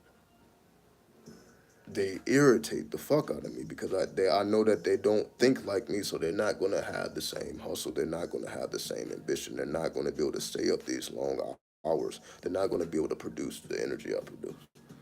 So it's just I have to lower myself to even be in their presence, and I'm like, it's only so much I'm going to do that. I have to do that already in business, so I'm not going to do that shit in my free time, right? And if I find myself doing that, then I'm like, okay, I need to check myself, right? So every now and then I have to check myself and I have to reintegrate my energy. That's why I'm here, right? I'm here because I had to check myself, I had to reintegrate my energy, I had to really ask myself what's important, and if it is important, I need to give it energy. And that's why I was talking about the short form content. Even though I don't really care to do this shit, I don't really care to give snippets of the content. I would rather just talk like this. But again, we in different times, right? So if I'm really trying to grow as a creator, then me doing what I always been doing is not going to get me to those levels. I have to actually shorten the content. So it's a riddle. How do you make an hour into 1 minute or 10 minutes? It's a riddle. That's what I mean by these are things I have to figure out. These things are not. It's like that's why there's like mathematical problems that's like unsolvable. But somehow somebody finds a solution. It's just the world does not know the solution. There's like 6 math problems. The world has not found a solution to them yet. And that's why they offer $1 million to anybody who can solve these math problems. because they know most people are not going to be able to do it. But they need to give people some motivation, because if you are able to solve those math problems, you are actually advancing the world. Imagine that. How many people are even thinking about that shit though? Like, if I actually figure out a math problem that most people can't figure out, not only did I just gain $1 million, I actually am advancing the world as a whole. How many people do you think are actually going to be in that position to do something on that level? Not many. Less than 1%, less than 0.5%. You really have to be chosen from the grave to even be able to comprehend that. And what I mean by chosen from the grave is you have to be the living dead. What I mean by the living dead is you have to die and become reborn, which is basically what I did. I had to die to become Asha, right? I had to die and I had to become reborn.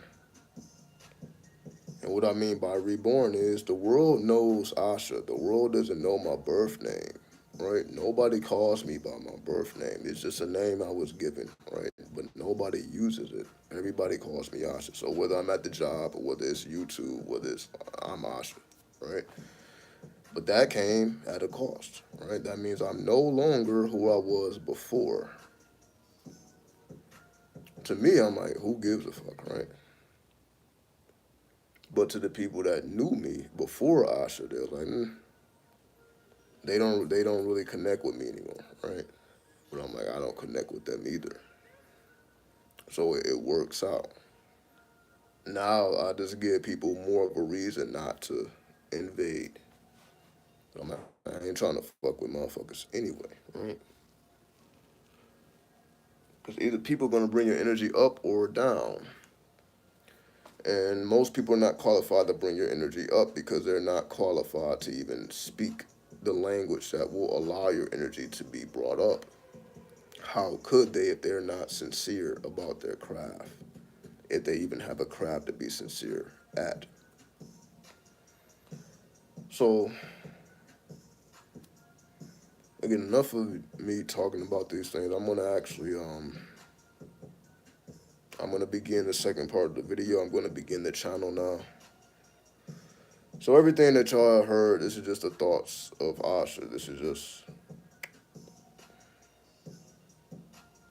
me on fuck the world, right? Fuck the world time, but we are not of the world. We're just on this bitch, but we're not from the world. That's why we are not like earthlings. I don't consider myself an earthling because I'm like, I don't identify with earthlings. Otherwise, there would be no point of 93. There would be no point of the occult. But when you distinguish yourself, like, okay, I am a part of the small few, but I have to earn that. It's one thing to just feel you're that, but you got to earn it, right? Of course. Nobody just gonna give you that because you think you're that.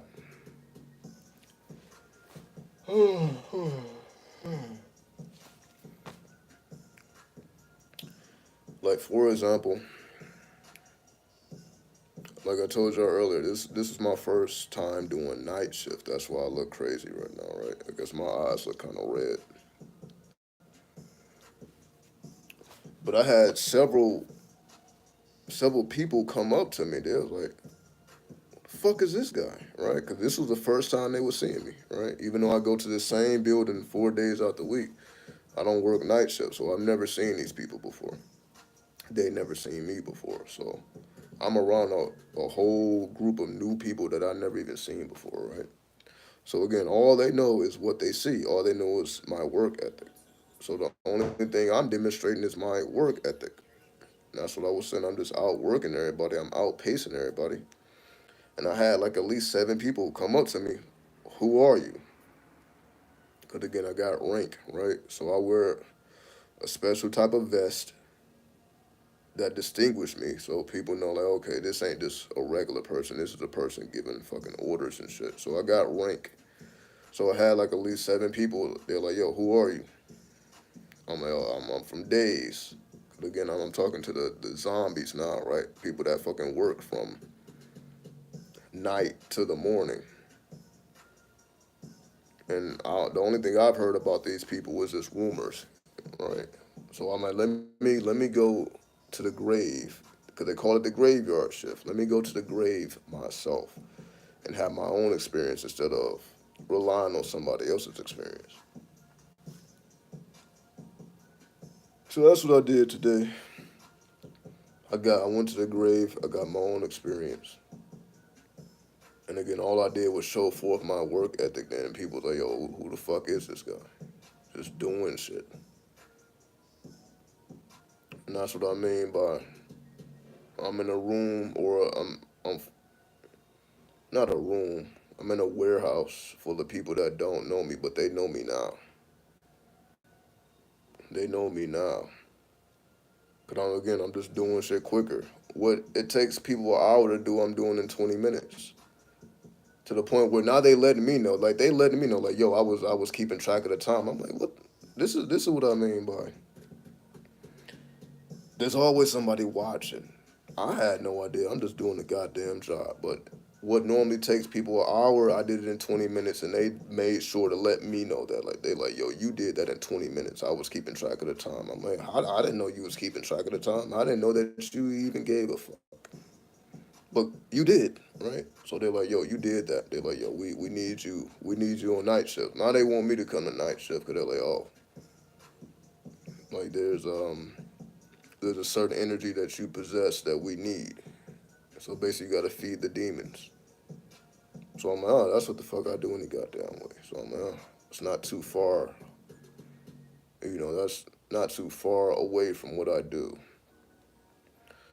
But I had to show and prove it though. That's why I'm like, I had to actually do it instead of it being a mental thing. I had to actually do it, and I'm like, can I still perform on the same level when I don't have my team with me?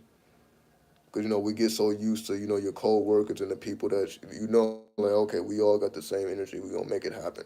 We all got a sense of urgency. We're gonna all make sure that everything continues to run smooth. But when you got people who don't have that sync like that, because again, these are people you don't know. They have no idea who you are. So like you're starting from zero again. And this is basically how I was like I'm starting from zero again. Like I don't know nobody, right? And again, I already started from zero in the day shift because I told y'all I went to a whole different department. I started in the back, now I'm in the front. I'm in a whole different department, which is a whole new group of people. So I'm doing this 2 times. So in the days, I learn a whole new group of people. Nights, whole new group of people, and I can see why most people don't do that because it's like it can be quite uncomfortable because you're like, yo, I don't even know who these people are. They don't know me. So it's like I don't have that synchronization. All you have is yourself. Meaning, can you start at zero and then begin to build your numbers up? Which is basically all I was thinking about. Can I start from zero? I mean, okay, yeah, nobody knows me, but now I'm about to start. I'm gonna be a giant in this bitch. My energy is because again, I'm not an actual giant. My energy is just gigantic. I just have gigantic energy, right? I have this small little body, this small little frame with unlimited energy, right? Like I just know how to push myself to exhaustion. Like my body got to be completely exhausted for me to like stop. But even then, I just take a little break and I'm right back on it, right? But again, most people ain't trying to work out. Like I'm doing push-ups. I told y'all this before, right? I'm just doing anything to keep my body active, keep my body fluid, and what's the word? Well, I guess loose. But when you show and prove who you are, I'm just saying that to say people are watching and you don't even know they watching until they let you know that they was watching. But because you were already on your best behavior, because you was already activating a maximum amount of energy, it's like they was watching because they want to know like, okay, can this person perform? Again, this was my first time amongst these people. They don't know how I work. They don't know the work ethic. So I'm like, I have to prove myself. I have to prove myself worthy. If I can do that before, because I did do that when I first started the job. Then I had to do it again when I switched departments. Now I'm doing it again when I do nights, right? So that's what I meant. So thrice, Trismegistus, right? Hermes Trismegistus. I'm Hermes Trismegistus at this point. I'm the thrice great. This is my third time, like starting over from zero. And now I gotta earn the respect of the people because that actually means something to me. That matters to me, right? Because if your coworkers don't respect you because you just lollygagging and shit, that's different when they respect you because they know that you're dependable. That, okay, you actually ease them because they know, like, all right, the big homie is here. That's how I want people to feel. Like, all right, we can cool out. The big homie is here. We're gonna make sure everything is good. We're gonna take care of him. He's gonna take care of us. Simple, right? But apparently, it's really not that simple because that's. I think I may be the only one thinking like that.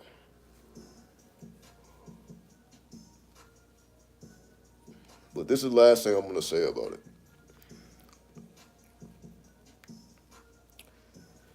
because my manager said something that really took me aback. So my manager is like, my manager told me that I'm the chosen one, which was quite strange coming from a fucking manager. I'm like, I can think of myself as the chosen one. As you see clearly, I already think I'm the chosen one, right? In my cipher, not saying that maybe the whole goddamn world, but we just stick to the cipher.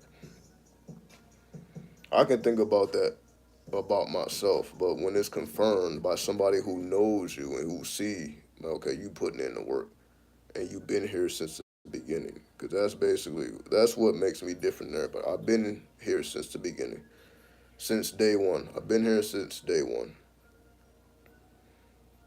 So that means I was the one that rose up from the ashes and then gained power later. See, it was some people that already had power because they've been working longer than I have, right? So they hadn't already put their years in.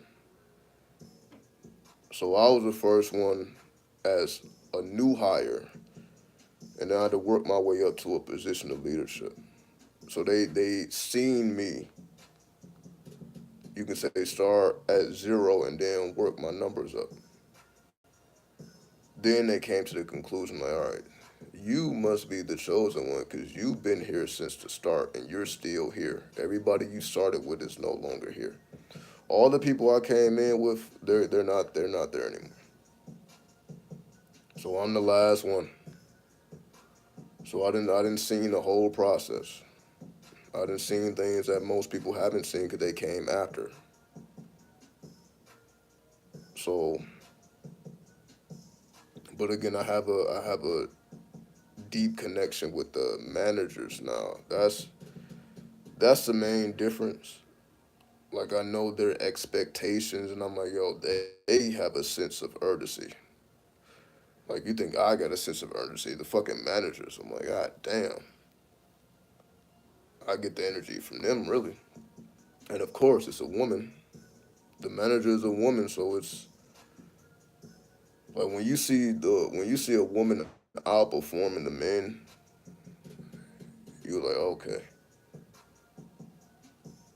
All that does is motivate me even more because they're like, damn, the people really running this shit is the women.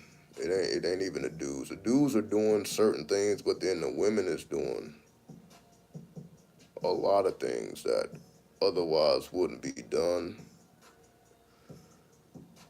So again, I just embrace it. But again, the manager is saying, okay, you're the chosen one. I'm like, of course, my ego tries to like slight that. I'm like, okay, I don't really like being flattered. Anybody can say any goddamn thing. But I'm like, no, that wasn't flattery because they didn't see me rise up from nothing. And they're like, yo, you like, oh, it's you. Like this whole time they've been looking for you. Somebody who can carry the energy, who can motivate the people. Because they really can't. They can motivate me, but they can't motivate the people. See, I understand that now. See, I didn't get that before. The managers can't really motivate the associates because they can only give so much time to each individual person. They can't just give all their time to every goddamn body. So, but they can motivate you because you're right under them. So again, I'm right under the manager. I only get orders from the manager. Then I give the orders to everybody else. So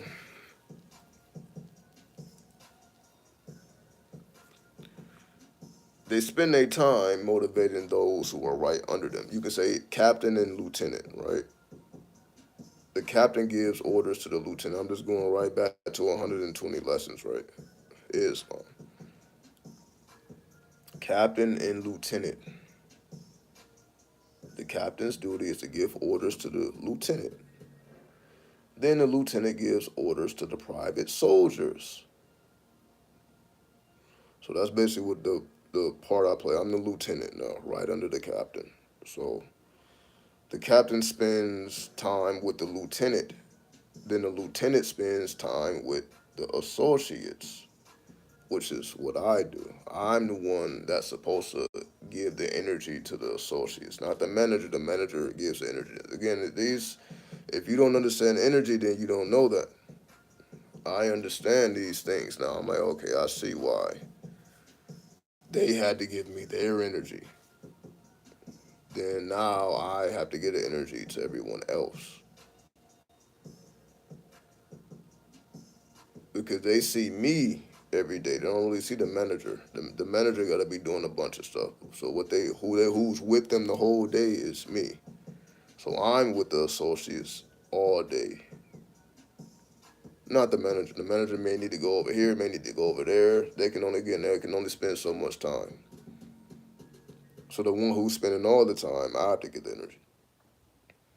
So again, so I'm saying all that to say, so when the manager said like, okay, well, you're the chosen one, I'm like, okay, that just means that ain't for me to get in my head or get in my feelings or my ego. It's like, yo, no, we gave you the energy, so you have to give the energy to everybody else. And if you are able to do that, that's what will make you a captain one day.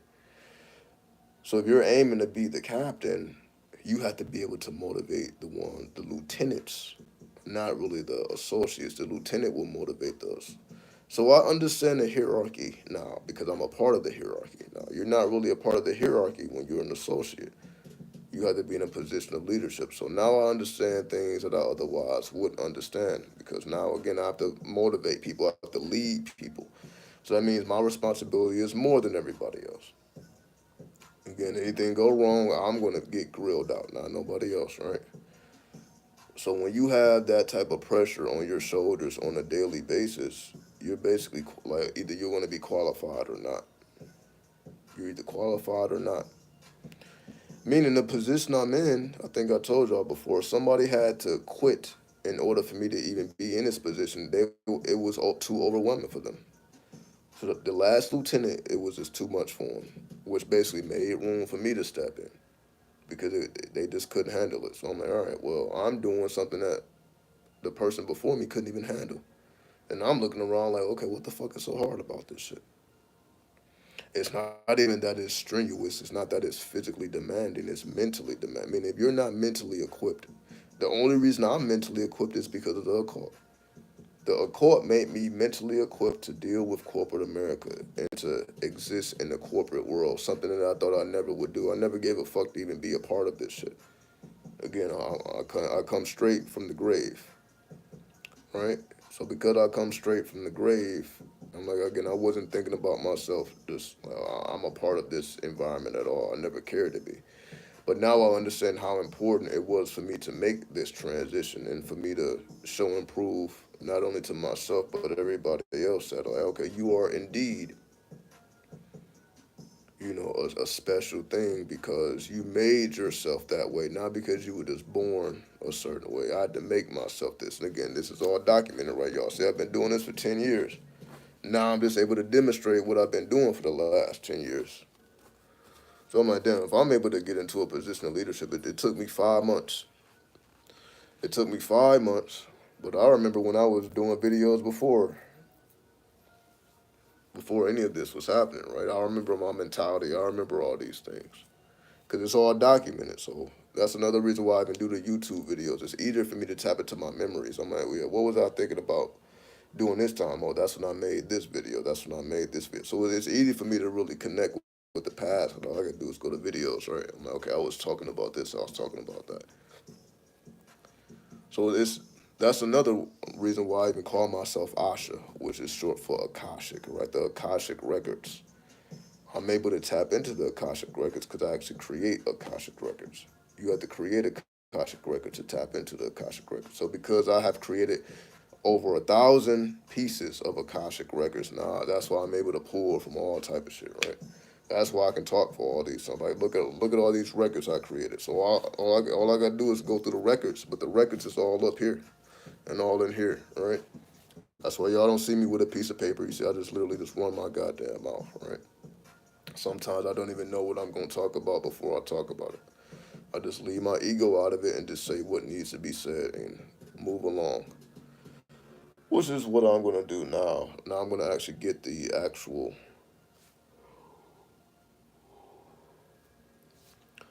I'm gonna get the actual weed, right? The devil's leaf. I'm gonna inhale the devil's leaf, and then I'm gonna channel. I'm gonna say what needs to be said, and I'm gonna keep it moving, right? So let me move my ego out the way. Let's prepare for the channel. I'm gonna change the music as well. So now the spirit will speak whatever the spirit needs to say. We'll move along. So let's see what we got. Let's see what we got. Because I don't want to keep y'all here too long. It's 3 in the morning. We in the witching hour now. 3 in the morning, 3 a.m. We in the witching hour. So I guess we might as well ride it out. What's up, Fairy? Something so sad happened today. Sad shit happen every day, right? Something sad happened yesterday. Something sad is going to happen tomorrow. Well, I guess technically today is 3 a.m., right? Sad shit happens every day, right? But that doesn't mean we have to be sad just because sad. Like, even at work, I ain't even say this. Somebody got hurt. Somebody got hurt at work today. Somebody had to be wheeled out on a wheelchair. I saw the ambulance, right? The ambulance truck. And I was sipping my drink and shit. I was like, I really paid that shit no mind. I'm not even gonna lie. Like, it didn't affect me one bit. I was kind of like, damn, am I getting a little bit too hardcore? Like, this shit didn't bother me at all. Work still kept going. Motherfuckers are still in there working, so it ain't like everything stops.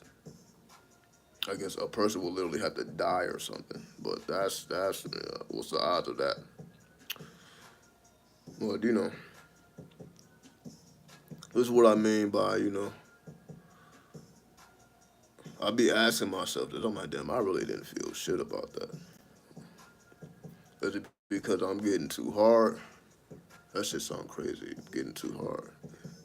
Am I becoming? It ain't no way to say that without it sounding ridiculous. I'm becoming more ruthless. This is what I'm saying. I'm subjecting myself to corporate America. So it's like you're not gonna subject yourself to this without being affected in some way. So I can see how it makes me more ruthless. I am more ruthless at this point just by being in this environment. This is a ruthless environment, right? But again, business is not for the weak, right? So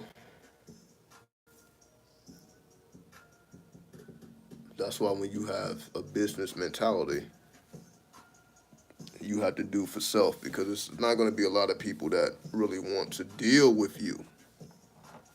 That's the whole thing. But that's why. So what? People don't have to deal with you. You can still make a living for yourself if you have a certain skill set. So people don't have to like you. They don't have to deal with you. You can just be who you are, and you can make your own decisions as to who you want to be around instead of having to be around people. So you can create the team that you want to create. Oh, all right.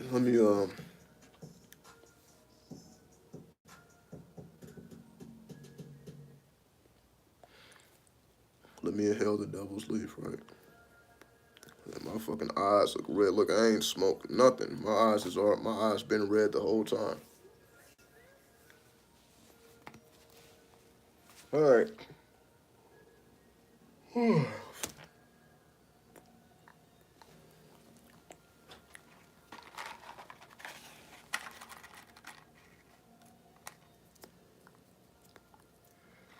So again, I'm just revealing things to y'all that otherwise will remain secret. These are things that people don't talk about, right? People like me don't talk about these things, right? You're not gonna be able to have these conversations with your boss, but I had the goddamn conversations.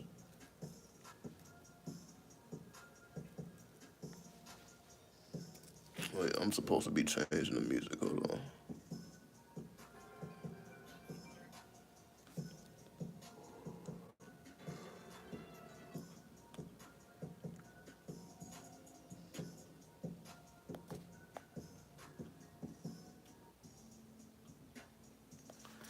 All right.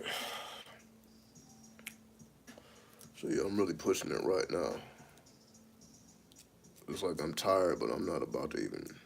I'm not about to go to sleep. Cause I gotta be creative, right? I gotta figure out how to do this goddamn content. So when I'm not at the goddamn job, now I have to put my mind on content. I don't get the rest. That's what I used to do. But I'm like, all right, when I rest, that's when y'all don't see me for a couple weeks. Cause I'm trying to catch up on sleep and doing shit. I'm like, nah, it's over with for that. It's over with for that. So that's what I mean. No days off. No days off. But I can handle it, right? And hopefully you can handle it as well. So you will be seeing more content from me, just shorter forms. So I guess it'd be useful. I can just get straight to the point, but now I just gotta think about a whole bunch of video titles. What's up, plugs and kisses 93? All right. Yeah, this is yeah, just time for me to tap in the spirit now. I'm like, yeah, Asha is ready to tap out, so now I have to tap in the alternative. All right, here we go. See what comes out.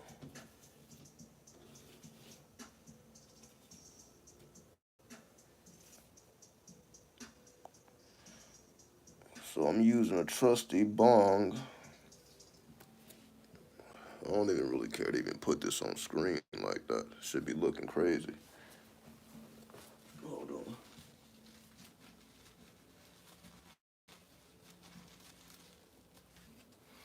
So we will dedicate this to those who are truly a part of the Lima, those who are truly a part of 93. Because it's some real, if you consider yourself a part of 93, it's very strange things, especially when you begin to read the literature. That's how you really know if this is for you or not. Read the literature. That's all you gotta do. Read the literature. It'll transform you. Because when you read the literature, you start coming into contact with things like change is stability. The new stability is change. That's what it means to be in the 21st century. That's what it means to be where we are now. Whereas before, it was really about being stable. Now it's about change. Can you master change? While most people are trying to be stable, can you master change? What if you have to change every day? Are you able to do that? Are you able to create a new mask and be somebody new every day?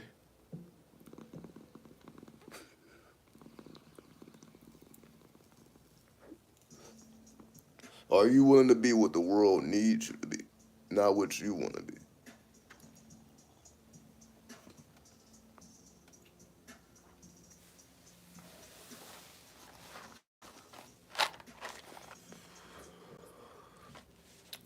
See, these are the dark truths that I reveal. Everybody's trying to be themselves, but the world doesn't really need you to be you. The world needs you to be something else. Meaning, I understand why rappers rap what they rap. It's like these motherfuckers are just putting words together, but that's what the world wants.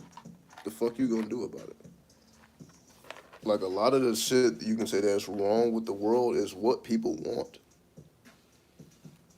So that's why you have to make certain decisions, right?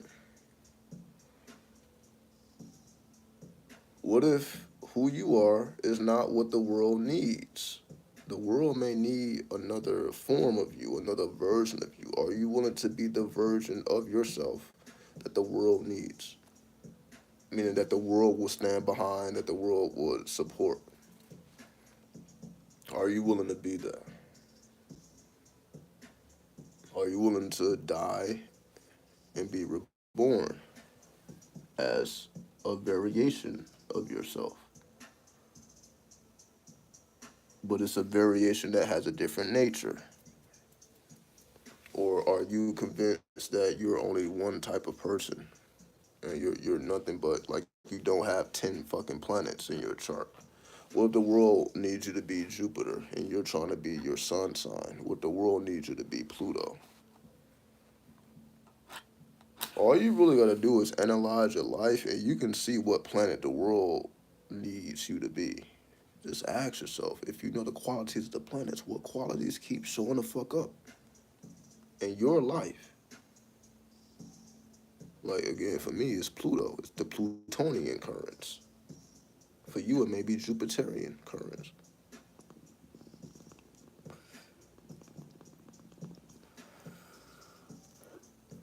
It's really getting to a point. It's like fuck your sun sign.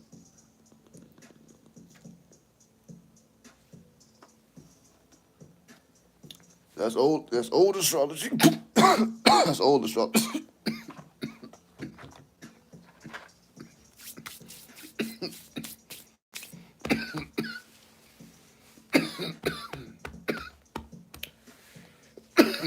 That's old shit. Who gives a fuck about your sun sign? You really shouldn't give a fuck about your sun sign, especially when the sun is not your strongest planet. What's up, Gaming King? Do you know what your strongest planet is? That's basically, I'm just putting it into simpler terms. Do you know what your strongest planet is or your strongest point in your chart? Because that's going to let you know what the world really needs. The world needs your strength. The world needs you at your apex. You at your apex, again, may have nothing to do with your sun sign, which is basically your zodiac sign. The world, again, may need you to tap into a different planet. So you just ask yourself, what patterns of what planets do I consistently see? And it's probably not your sun sign. It's a high probability that it's not your sun sign, what the world actually needs from you.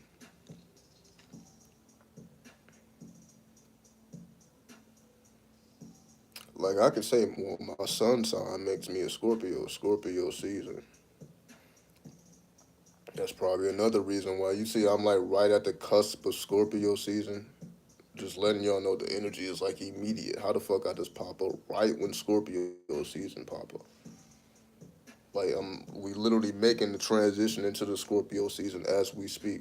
We're going through the last little remnants of Libra going into the Scorpio, right? which is death, right? The energy of death. So is it really a coincidence that I'm talking about death and killing the version of yourself that you may enjoy, but it's not really what the world needs? And I'm saying that because that's exactly what I had to do. In order to enter into this corporate world, I had to kill the version of me that was anti corporate. That side of me had to die because I'm like, all right, well, what's the point of thinking like that if I'm about to enter into the corporate world? Let's see how I would do I know how other people were doing in the corporate world, but what am I gonna do with it? Let's see what happens. Then I step into the corporate world. Oh, you're the chosen one. I'm like this. If y'all only knew what was required for me to endure to get to this place, then that's basically how I really look at it, right? Like when somebody gives me props of any nature, which is pretty much all the time now because I'm always demonstrating, right? Every day I'm demonstrating. I'm not just talking. I don't really do too much talking. You just see the demonstration, right? Especially at work. I'm not doing too much talking, but it's just physical and mental demonstration.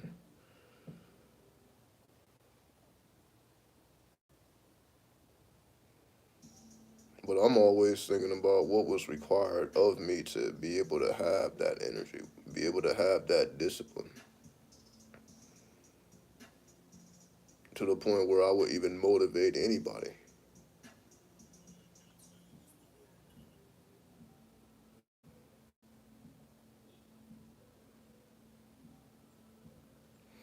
So I'm just showing y'all the many aspects,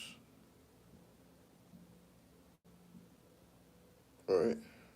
You can say it's like I'm Scorpio season all the time. So I guess whenever you tap into my currencies, let's get back to the point of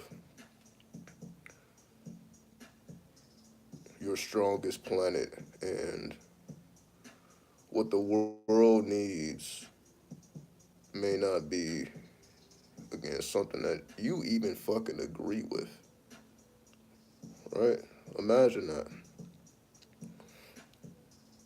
That's what I gotta say. I gotta say things that I know other people are just not gonna say. It's just too direct.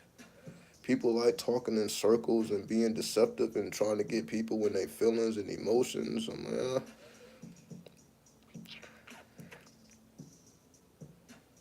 when you can it's just it's hard to tell the truth, isn't it? I just realized it's just hard for people to tell the truth because you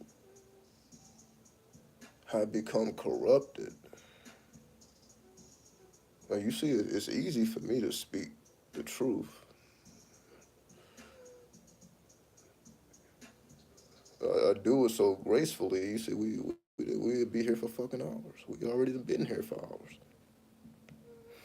and all I'm doing is telling the truth. It's very uncomfortable though. That's why I had to go through what I had to go through to be able to tell these uncomfortable truths. It's probably something you don't want to hear. I don't ever think I'd come up here and tell you what you want to hear. But I think you're here because you know that you're just not going to get it nowhere else. Like the energy that we produce over here, there is nothing like this one, nowhere else in existence. And again, I'm just the voice of 93. I'm the voice of each and every one of you. I'm just really, I'm speaking our thoughts all at the same time. Like, all of us, our thoughts are a part of the collective, if you're really serious, right?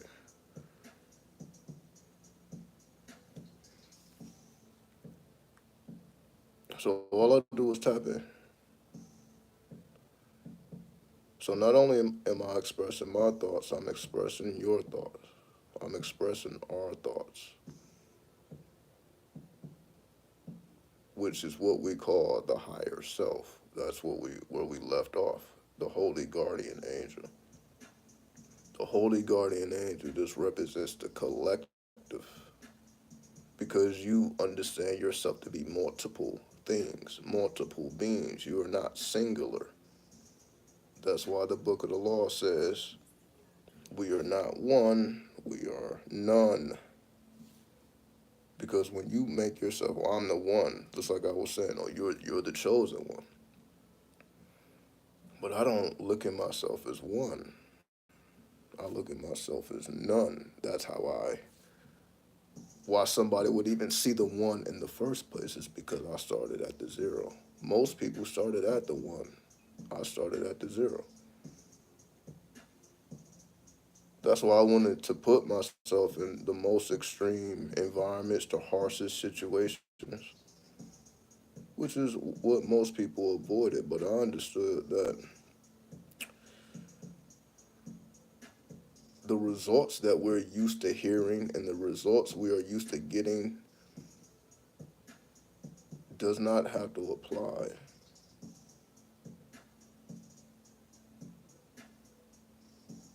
So I had to defy the law, essentially. All I did was defy the law. Like when people get in certain situations, then you're supposed to lose yourself and, you know what I mean, you just, I guess, you pray to God and you just get emotional and all that. But I don't ever remember shedding one tear in the streets. And I done been in the harshest environments. I don't ever remember shedding a tear just feeling like, fuck, what the hell? How did I end up in these situations to get here? I'm like, oh, I did it to figure out, to show that it's a potentiality and possibility to get out of any of the hells that we find ourselves in. And you can say the hell of the hells is basically being at rock bottom when you have little to no resources and you still have to essentially put in your mind that there's a reason for you to continue to live because you know that this situation is temporary, it's not permanent. So meaning,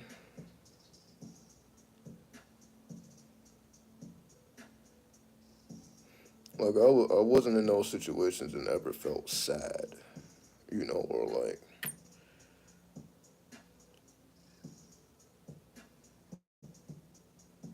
because as y'all know, I'm always filling my mind up with things. So that's why I would say I didn't spend so much time in the library. That's why even though, you know, I don't be talking about a lot of books,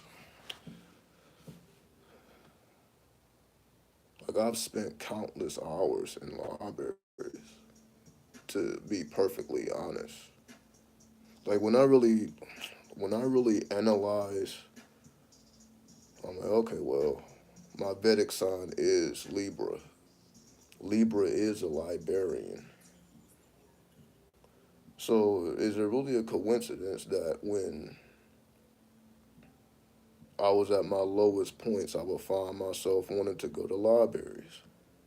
Like, is that really a coincidence?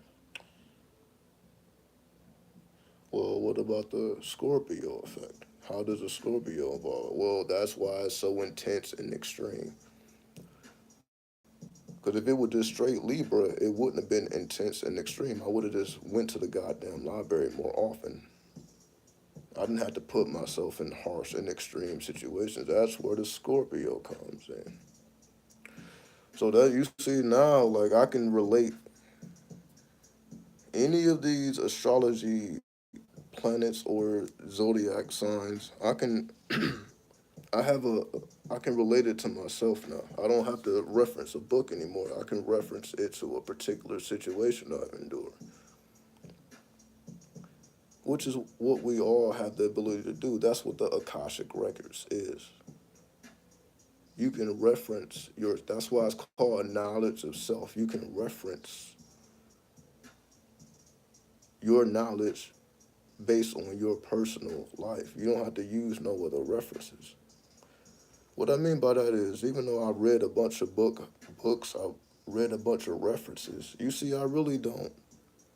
None of that really applies too much now because I still had to figure out the equations on my own. I still had to actually be a practitioner of the arts in order to understand the arts and the way I. So that's what I give y'all the internal view because y'all know that I actually partake in these things. Which means I'm not a scholar, even though I guess people will consider me scholarly, but that's Jupiter. That's the Jupiter planet.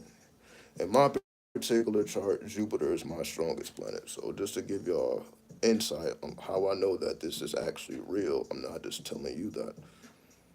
Because Jupiter is the strongest planet, and Jupiter is about teaching. Well, what do I do on YouTube? I teach. Well, why do I do this even when you can say there can be more financial ways to invest my time? Well, being that Jupiter is my strongest planet, and we understand Jupiter is the realm of the angels, the realm of high magic, as we call.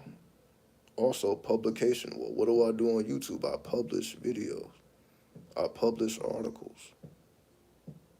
So you see, I publish. That's all Jupiter. So when I look at my life, I'm like, okay, Jupiter is has a huge part to play in why I teach and why I publish videos and publish blogs and vlogs and whatever people call these things. There's a reason why publishing, you can say I do it very naturally. As y'all see, I can just hit the record button on the YouTube and I can just talk naturally. That's Jupiter. So you can say majority of what y'all see, you can say that's my strongest point. I show forth my strongest point because I understand if we want others to reach the apex, their apex, we have to reach forth towards our apex. And that's why I was willing to go through any of all things and still am to this day. Because I understand, okay, if there are certain laws, not just of the universe, of this world, right? Because you can say this world is more relative to us than the universe. And again, that's why the law of reversal is really the only law you really need to pay attention to. Because you can say that law relates to the world.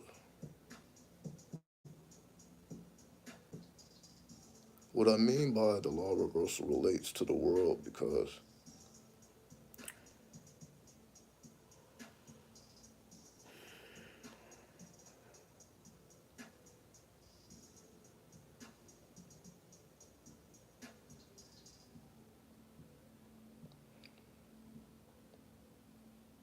all you have to do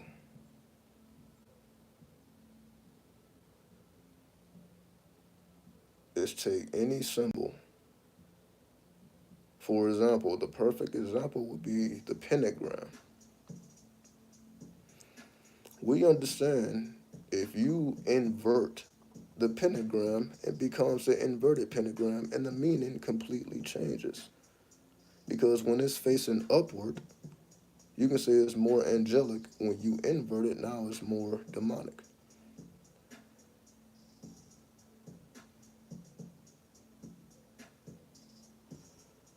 So when you simply invert symbols, that same one symbol now produces a different currency.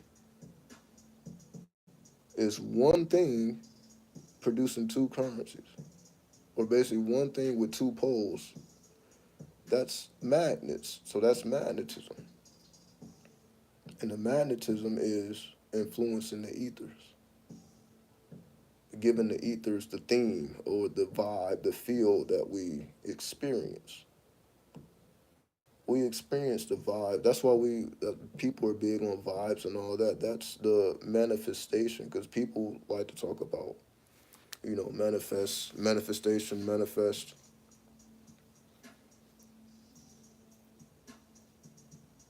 Even though in my video, whatever, how to manifest, I told y'all from the top down, right? So I've been talking about the law of reversal for the whole time, essentially. Because that video was made in 2014, so that was almost 10 years ago, and I was already talking about the law of reversal. Not directly, but that's why I demonstrated top down. So just that alone, so let's give an example. Okay, well, what's the difference between top down or down up? Because as we know, when most people learn about the chakras, they tell you that a serpent is coiled at the base of the spine 3 times. And so you need to unravel this serpent that we call the Kundalini. And you need to rise the Kundalini up the spine. So basically, they're talking about an upward motion of energy up the spine, right? They would consider that positive. So of course they would teach that to the world. Of course that would become mainstream.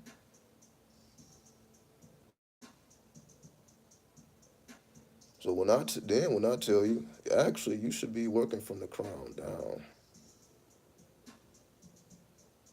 Then people say, "Oh fuck that." I think that's why the fucking video went viral, because people like, yo, they've never heard that before. But y'all know that my videos is filled with thoughts and things that people never heard before. But you see, it's based on the same thing.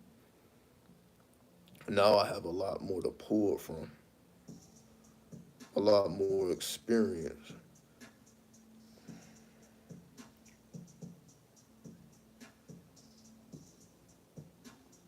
Going back to the law of reversal, top down. So when I said you actually just start from the crown and direct the energy downward, because now the energy is considered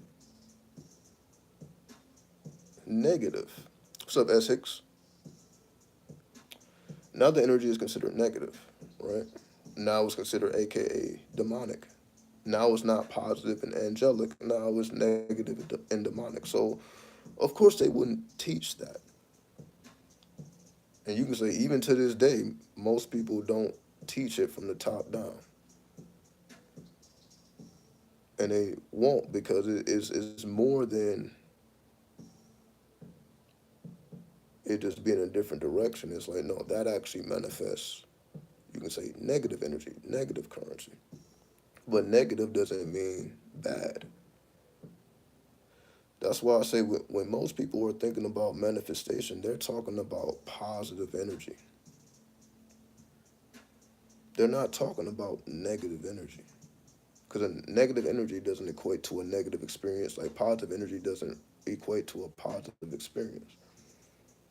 That's why people are so fascinated with manifestation in the first place. Why? Because it's positive, it's mainstream. You can say it's more angelic. It's more religious. These are people that really just came out the church and shit, and they found spirituality. These are not the people that just been rebels their whole goddamn life, or who had a taste of the dark side. So when I say start at the crown and direct the current down, start at the crown, direct the current down. All right. If something rhymes, I'm just gonna say it again. That's just Jupiter, right? Jupiter is about rhythm.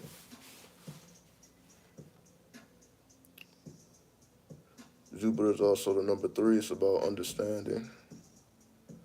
And that's all I present here, right? So at this point, I'm not presenting knowledge. I'm not even producing wisdom or presenting wisdom. Like, I'm not, no, this is just strictly understanding. I mean, this is upon reflection now. So that's why when I speak now I'm reflecting. Not really contemplating, okay, what could that be? I'm like, okay, let me just go back into the notes, because, like, I've done this before. I've had plenty of time to do all these things. Now I got a bunch of evidence. Now I'm reflecting on the evidence, and then I can add on to previous evidence with a new understanding. Because again, I'm reflecting. So,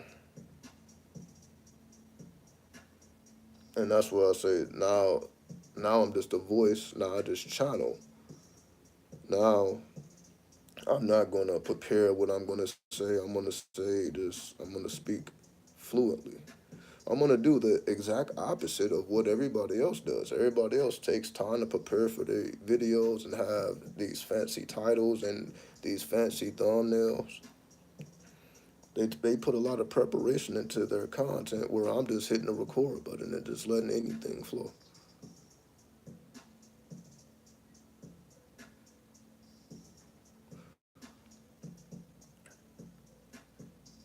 Because I'm like, at some point, I have to show y'all some form of mastery. There's no way I should have been doing YouTube as long as I have, and I have not become more advanced or better at my presentation or my ability to do long presentations when I started off doing short presentations. Even though I know that's not the average content creator's journey, because everybody's stuck on short content.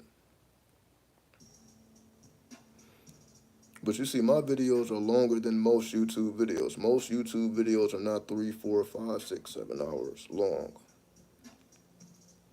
So my videos are some of the longest videos on YouTube. Imagine that. So why am I making the decision to talk for hours or channel for hours? Because at this point, it's not just talk. Because I'm really revealing things that completely change the perspective, but it's only if you can catch it. It's only if you can sense it.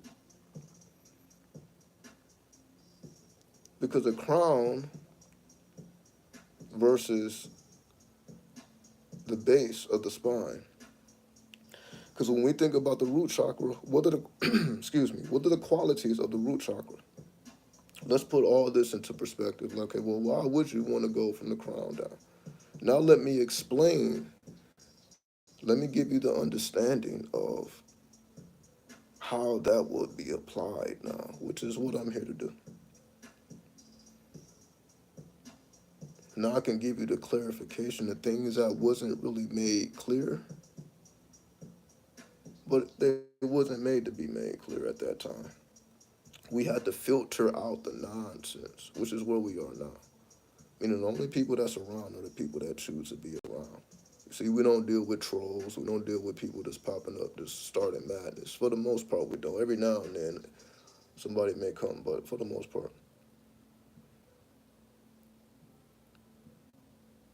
Because you see, I didn't set things up in a way where you're not really going to be over here if you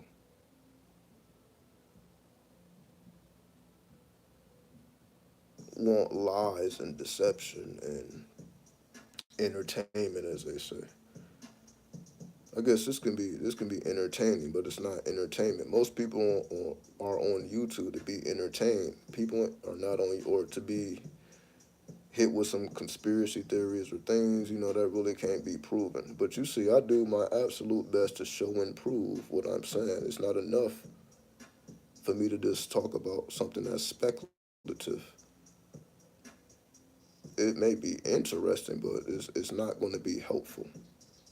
So that's why I do my best to be helpful, to help give understanding to things that that I now know people didn't understand to begin with. Otherwise, everybody would be talking like me and have these same experiences.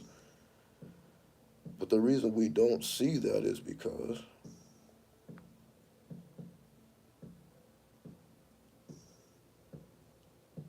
if you don't use it, you lose it. Basically, that's the most simplest way to put it. If you don't, I may have said that wrong. If you don't use it, you lose it. Meaning most people are not using the zero, they're using the one. But binary code consists of one and zero. Binary code is not just one. Binary code is zero and one. Binary is the first.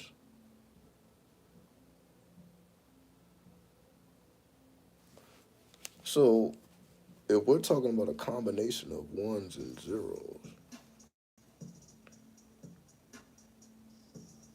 and I'm basically taking you to the zero, not taking you to the one, I'm taking you to the zero. I'm showing you the difference between the one and the zero.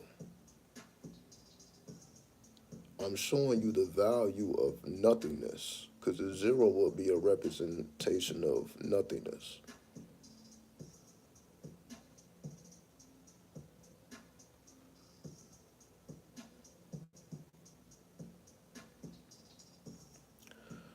So if the root chakra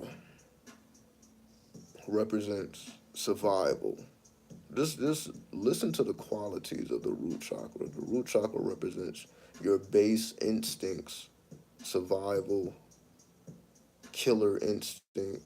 Basically, instead of saying base, it's your killer instinct. You can say it's the most savage part of your essence. Of course, they're going to want you to start at your root chakra. Of course.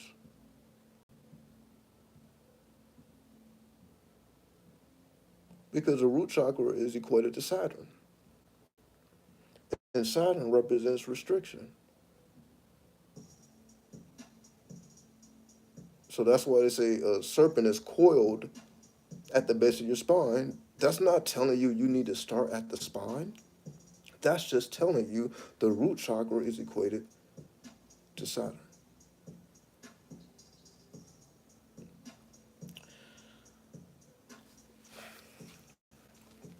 See how simple that is, though? So why do people be, speaking in laps to be to say simple things? That's you can say that's people trying to be wise. So that's wisdom. Wisdom is when people try to talk laps around things that can be said just directly, things that can be said easily, things you just tell the truth about. You see, I'm not really trying to make my words sound more than what they are. I'm just expressing things that, for whatever reason, just people just avoid. I'm not going to say for whatever reason. It's because it's a negative current. Because the crown chakra, you can say, represents your angelic nature. The root chakra, you can say, is the demon nature, the demonic nature. So, of course, that represents the masses. The root chakra represents the masses. So, of course, the masses are going to start at the root chakra because that's the level that they vibe on anyway. So, of course, they're going to like that, or they're going to feel like, okay, I'm doing something because I started at the base. That shit never applied to you, though. It never applied to us. If you are a mentalist, if you have been activated the whole time, and it ain't because of a certain situation, you just have been activated the whole time. Meaning your crown was already activated. If you came into this world with any type of awareness that's extraordinary, you have already been activated.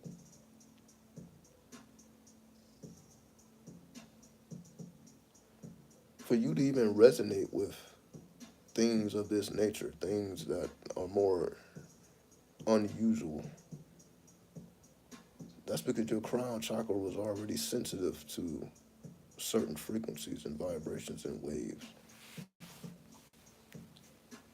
So it would seem to me that so-called spiritual people were, it makes sense for them to root themselves at the crown, especially when we call ourselves kings and queens. Why would you not root yourself at the crown? It's, to me, it's the same thing as people wanting to go to heaven. Like you're reaching towards heaven, and that's something that you got to go through this long, strenuous journey to reach. Versus I'm telling you, well, you're already at heaven. Now you're trying to master this demonic shit. To me, that just sounds a lot more fucking realistic without me trying to use fancy words and spin around shit. That just sounds a lot more like what we're actually going through. You as a spiritual person or aware person, a conscious person, you're more so trying to learn how to relate to people who are not like you. Then, if I even use myself as an example, as you see, now I'm just using myself as an example. That's me going into the corporate world. You can say I started at the crown chakra. Now I'm at the root.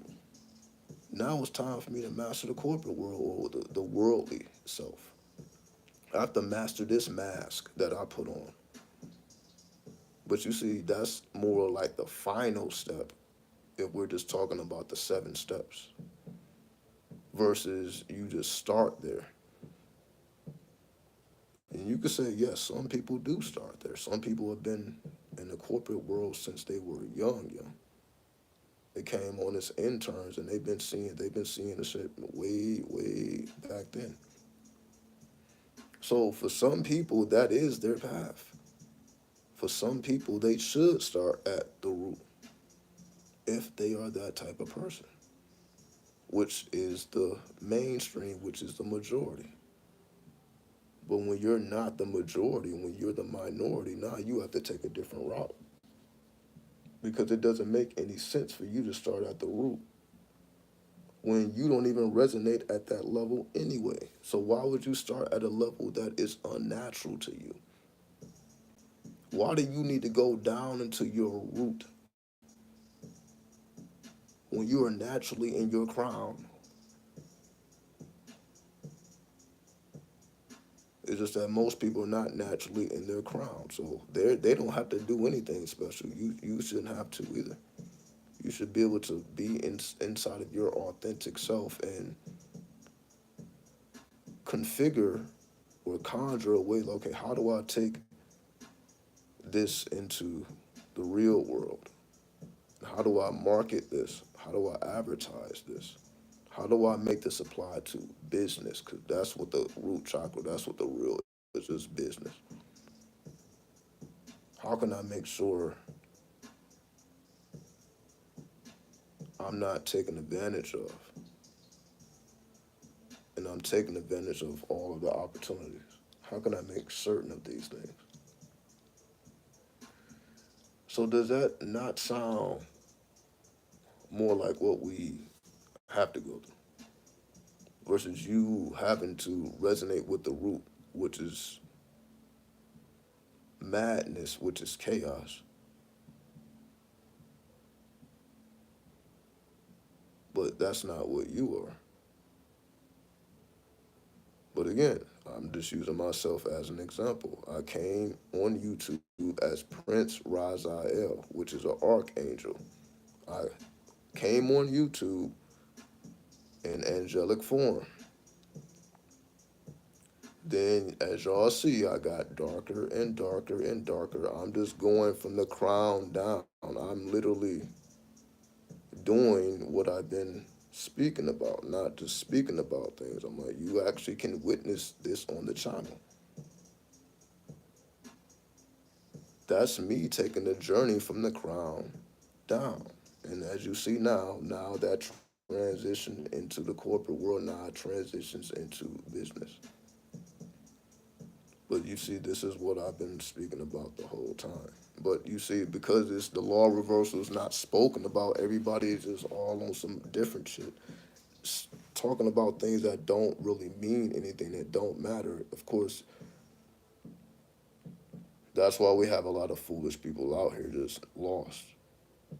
Because there's a lot of people that just saying nothing, that is no weight to what they're saying, because they're not reflecting any understanding. They're not really even speaking about stuff that they're actually doing or have did. And again, we know this. That's why I do my best to speak about, like, okay, I'm reflecting.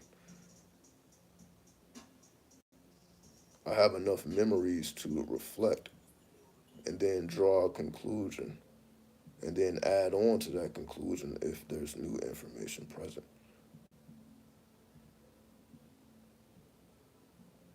Crown down.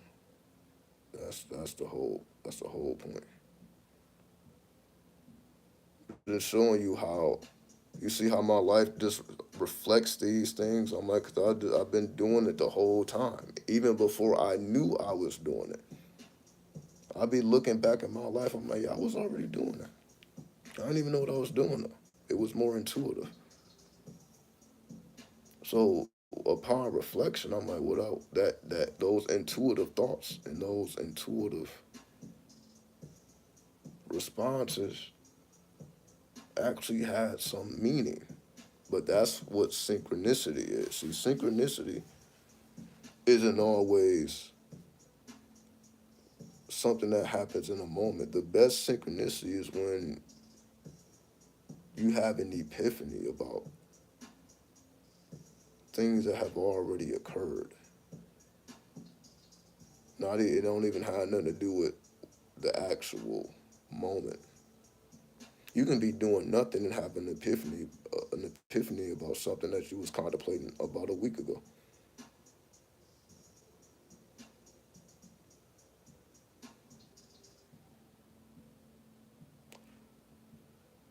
So that's what I mean by the crown down. It's just when you're naturally already that type of person,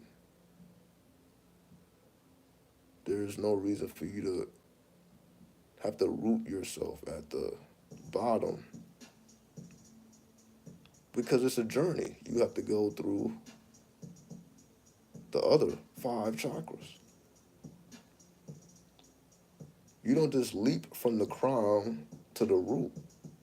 You can, but you're gonna hurt yourself bad. And of course, I know this because I've done it. Like, all right, y'all, I'm about to jump into the world like I already know what to do here. Then you realize, okay, I have no idea what to do. Now I have to learn. But now I have to learn the hard way. Now I have to learn as I'm going through it. But nonetheless, you learn. Well, maybe I shouldn't take that leap without proper calculation. The mathematics become advanced. Now, it's not just a leap from the crown to the root. There's actually five stages in between that. So if I jump from stage to stage, now I'll have a more fluid experience at the root, meaning you need the other five chambers to even deal with the chaos that occurs in the root. We also equate the root chakra to the goddess Kali, which opens us up into the world of Tantra, which is more than just a sexual element. Being able to expose yourself to things that most people don't expose themselves to.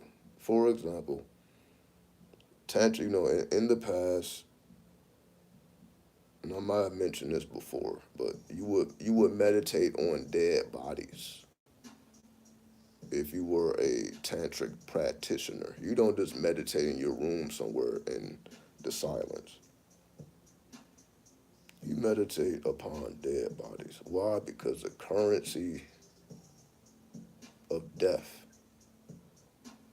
produces different effects.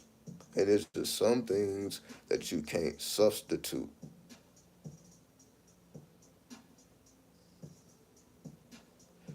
See, nowadays we would have to substitute that. Okay, you're not just gonna find a dead body laying around that you can just meditate on. Maybe you could if you looked hard enough, but you're really trying to put in that work, probably not. So in today's times, we utilize substitutes instead of having to get actual items. Like some people do intricate rituals and spells and all that, but you need certain items. And the true mentalist has all the items already within. You just have to identify where it is because you may not know where it is. So you got to take an inward journey to discover, how to place certain emotions. That's why you have the five chakras, which is really all different forms of emotions. Again, that's why I say most people can't explain emotions because the emotions is actually connected to all seven of the chakras. If you really want to understand emotion, you got to understand all seven of the major chakras because there's minor chakras as well, the major chakras. And that reverse current that nobody ever wants to talk about, they probably won't talk about it. Because that you can say that current is tantric.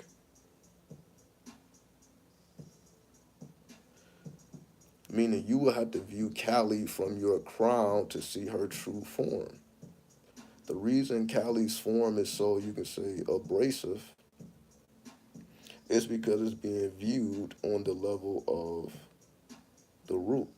So when most people look at the imagery of Kali, they get, it is very shocking to them how something can be so extreme. And you're seeing things you never thought you would see before. You're seeing all type of blood gushing in. She's drinking the blood from the bodies, and you're seeing all type of imagery when you look at Kali. It's crazy. You're like, some of this stuff don't even make any sense. They had to be under some type of psychedelic influence and they were describing what they saw type shit. A lot of culture was born through people describing what they saw. Like, that means the intelligence is already embedded in the ethers. It's just about, you can't just directly just put your hand in the ether and just bring the treasure out.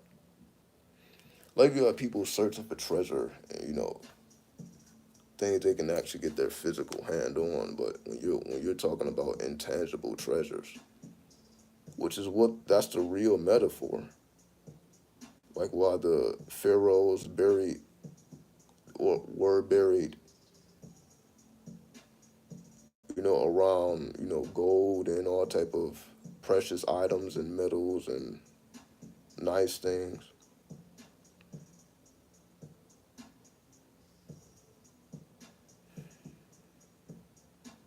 All these things are symbolic.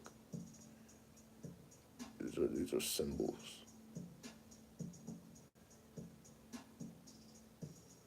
Life is symbolic. Nothing is just as direct as it seems. Why? Because it's human nature for us to be deceitful.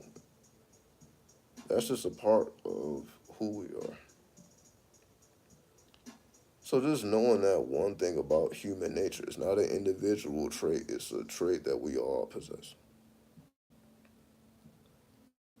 We all deceive either subtly or loudly.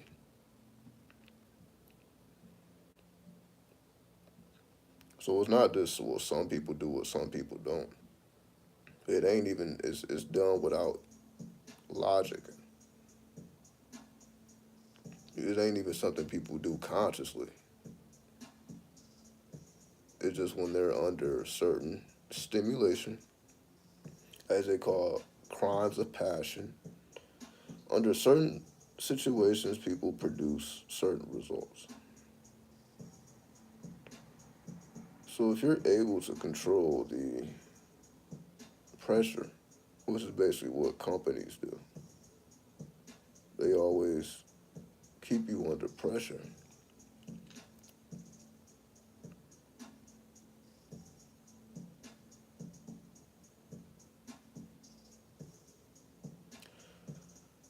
So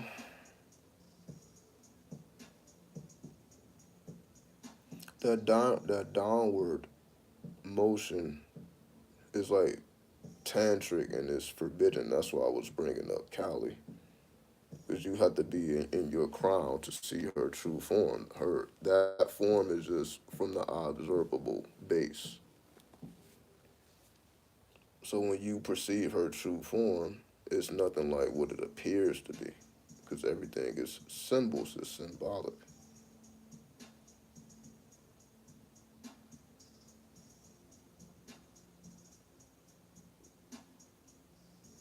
So everything comes back to symbolism, because that's what's having the effect on the subconscious. It's the symbolisms. It's not the apparent. See, the eyes see the apparent, but there's various levels. Again, whether we want to call it intuition or our paranormal senses. We possess paranormal senses, which allows us to see into the paranormal. It's called paranormal because it's beyond normal. It's going into the beyond. It's going into the hereafter. And before the hereafter, you go through the Kiyama, which we call the Day of Judgment, which is also symbolic.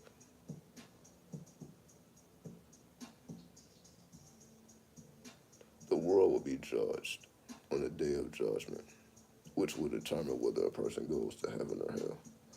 Meaning it's described as this event, not something you can say a person goes through on the individual level. It's a collective thing. Why would the Kiyama be a collective, or the Day of Judgment? Why does it have to be a collective event? Why isn't it more private?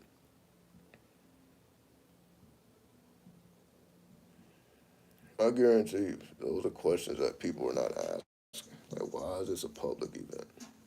Why do I need to observe somebody else's? It's just that people are comfortable being around other people. If you truly had to go through these things alone, people would be more fearful if they had to go through it alone. So that's why people like to go through things collectively. That's why companies work, because it's a collective. If it were just one person doing everything, it wouldn't have the same results.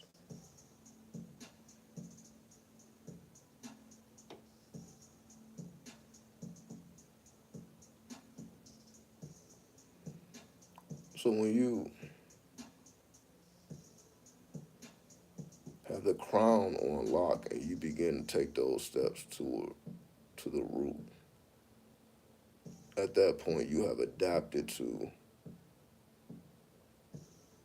maintaining your heaven even if you're in the midst of hell. So you're able to maintain you can say the heavenly presence even in the midst of hell. And the heavenly presence just means thoughts that are not against yourself. You're not speaking badly about yourself, self-talk. So that's why it really doesn't involve nobody else. It just involves our own discipline and the willingness to change things, because again, everything has a cost. So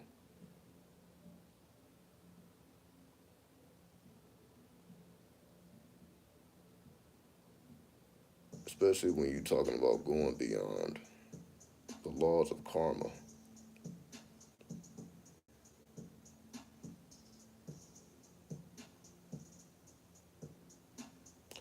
So I think y'all get the point. I'm gonna go ahead and wrap it up because I see I'm gonna fuck around and fall asleep right in front of you. So hopefully you learned something. If not, fuck it.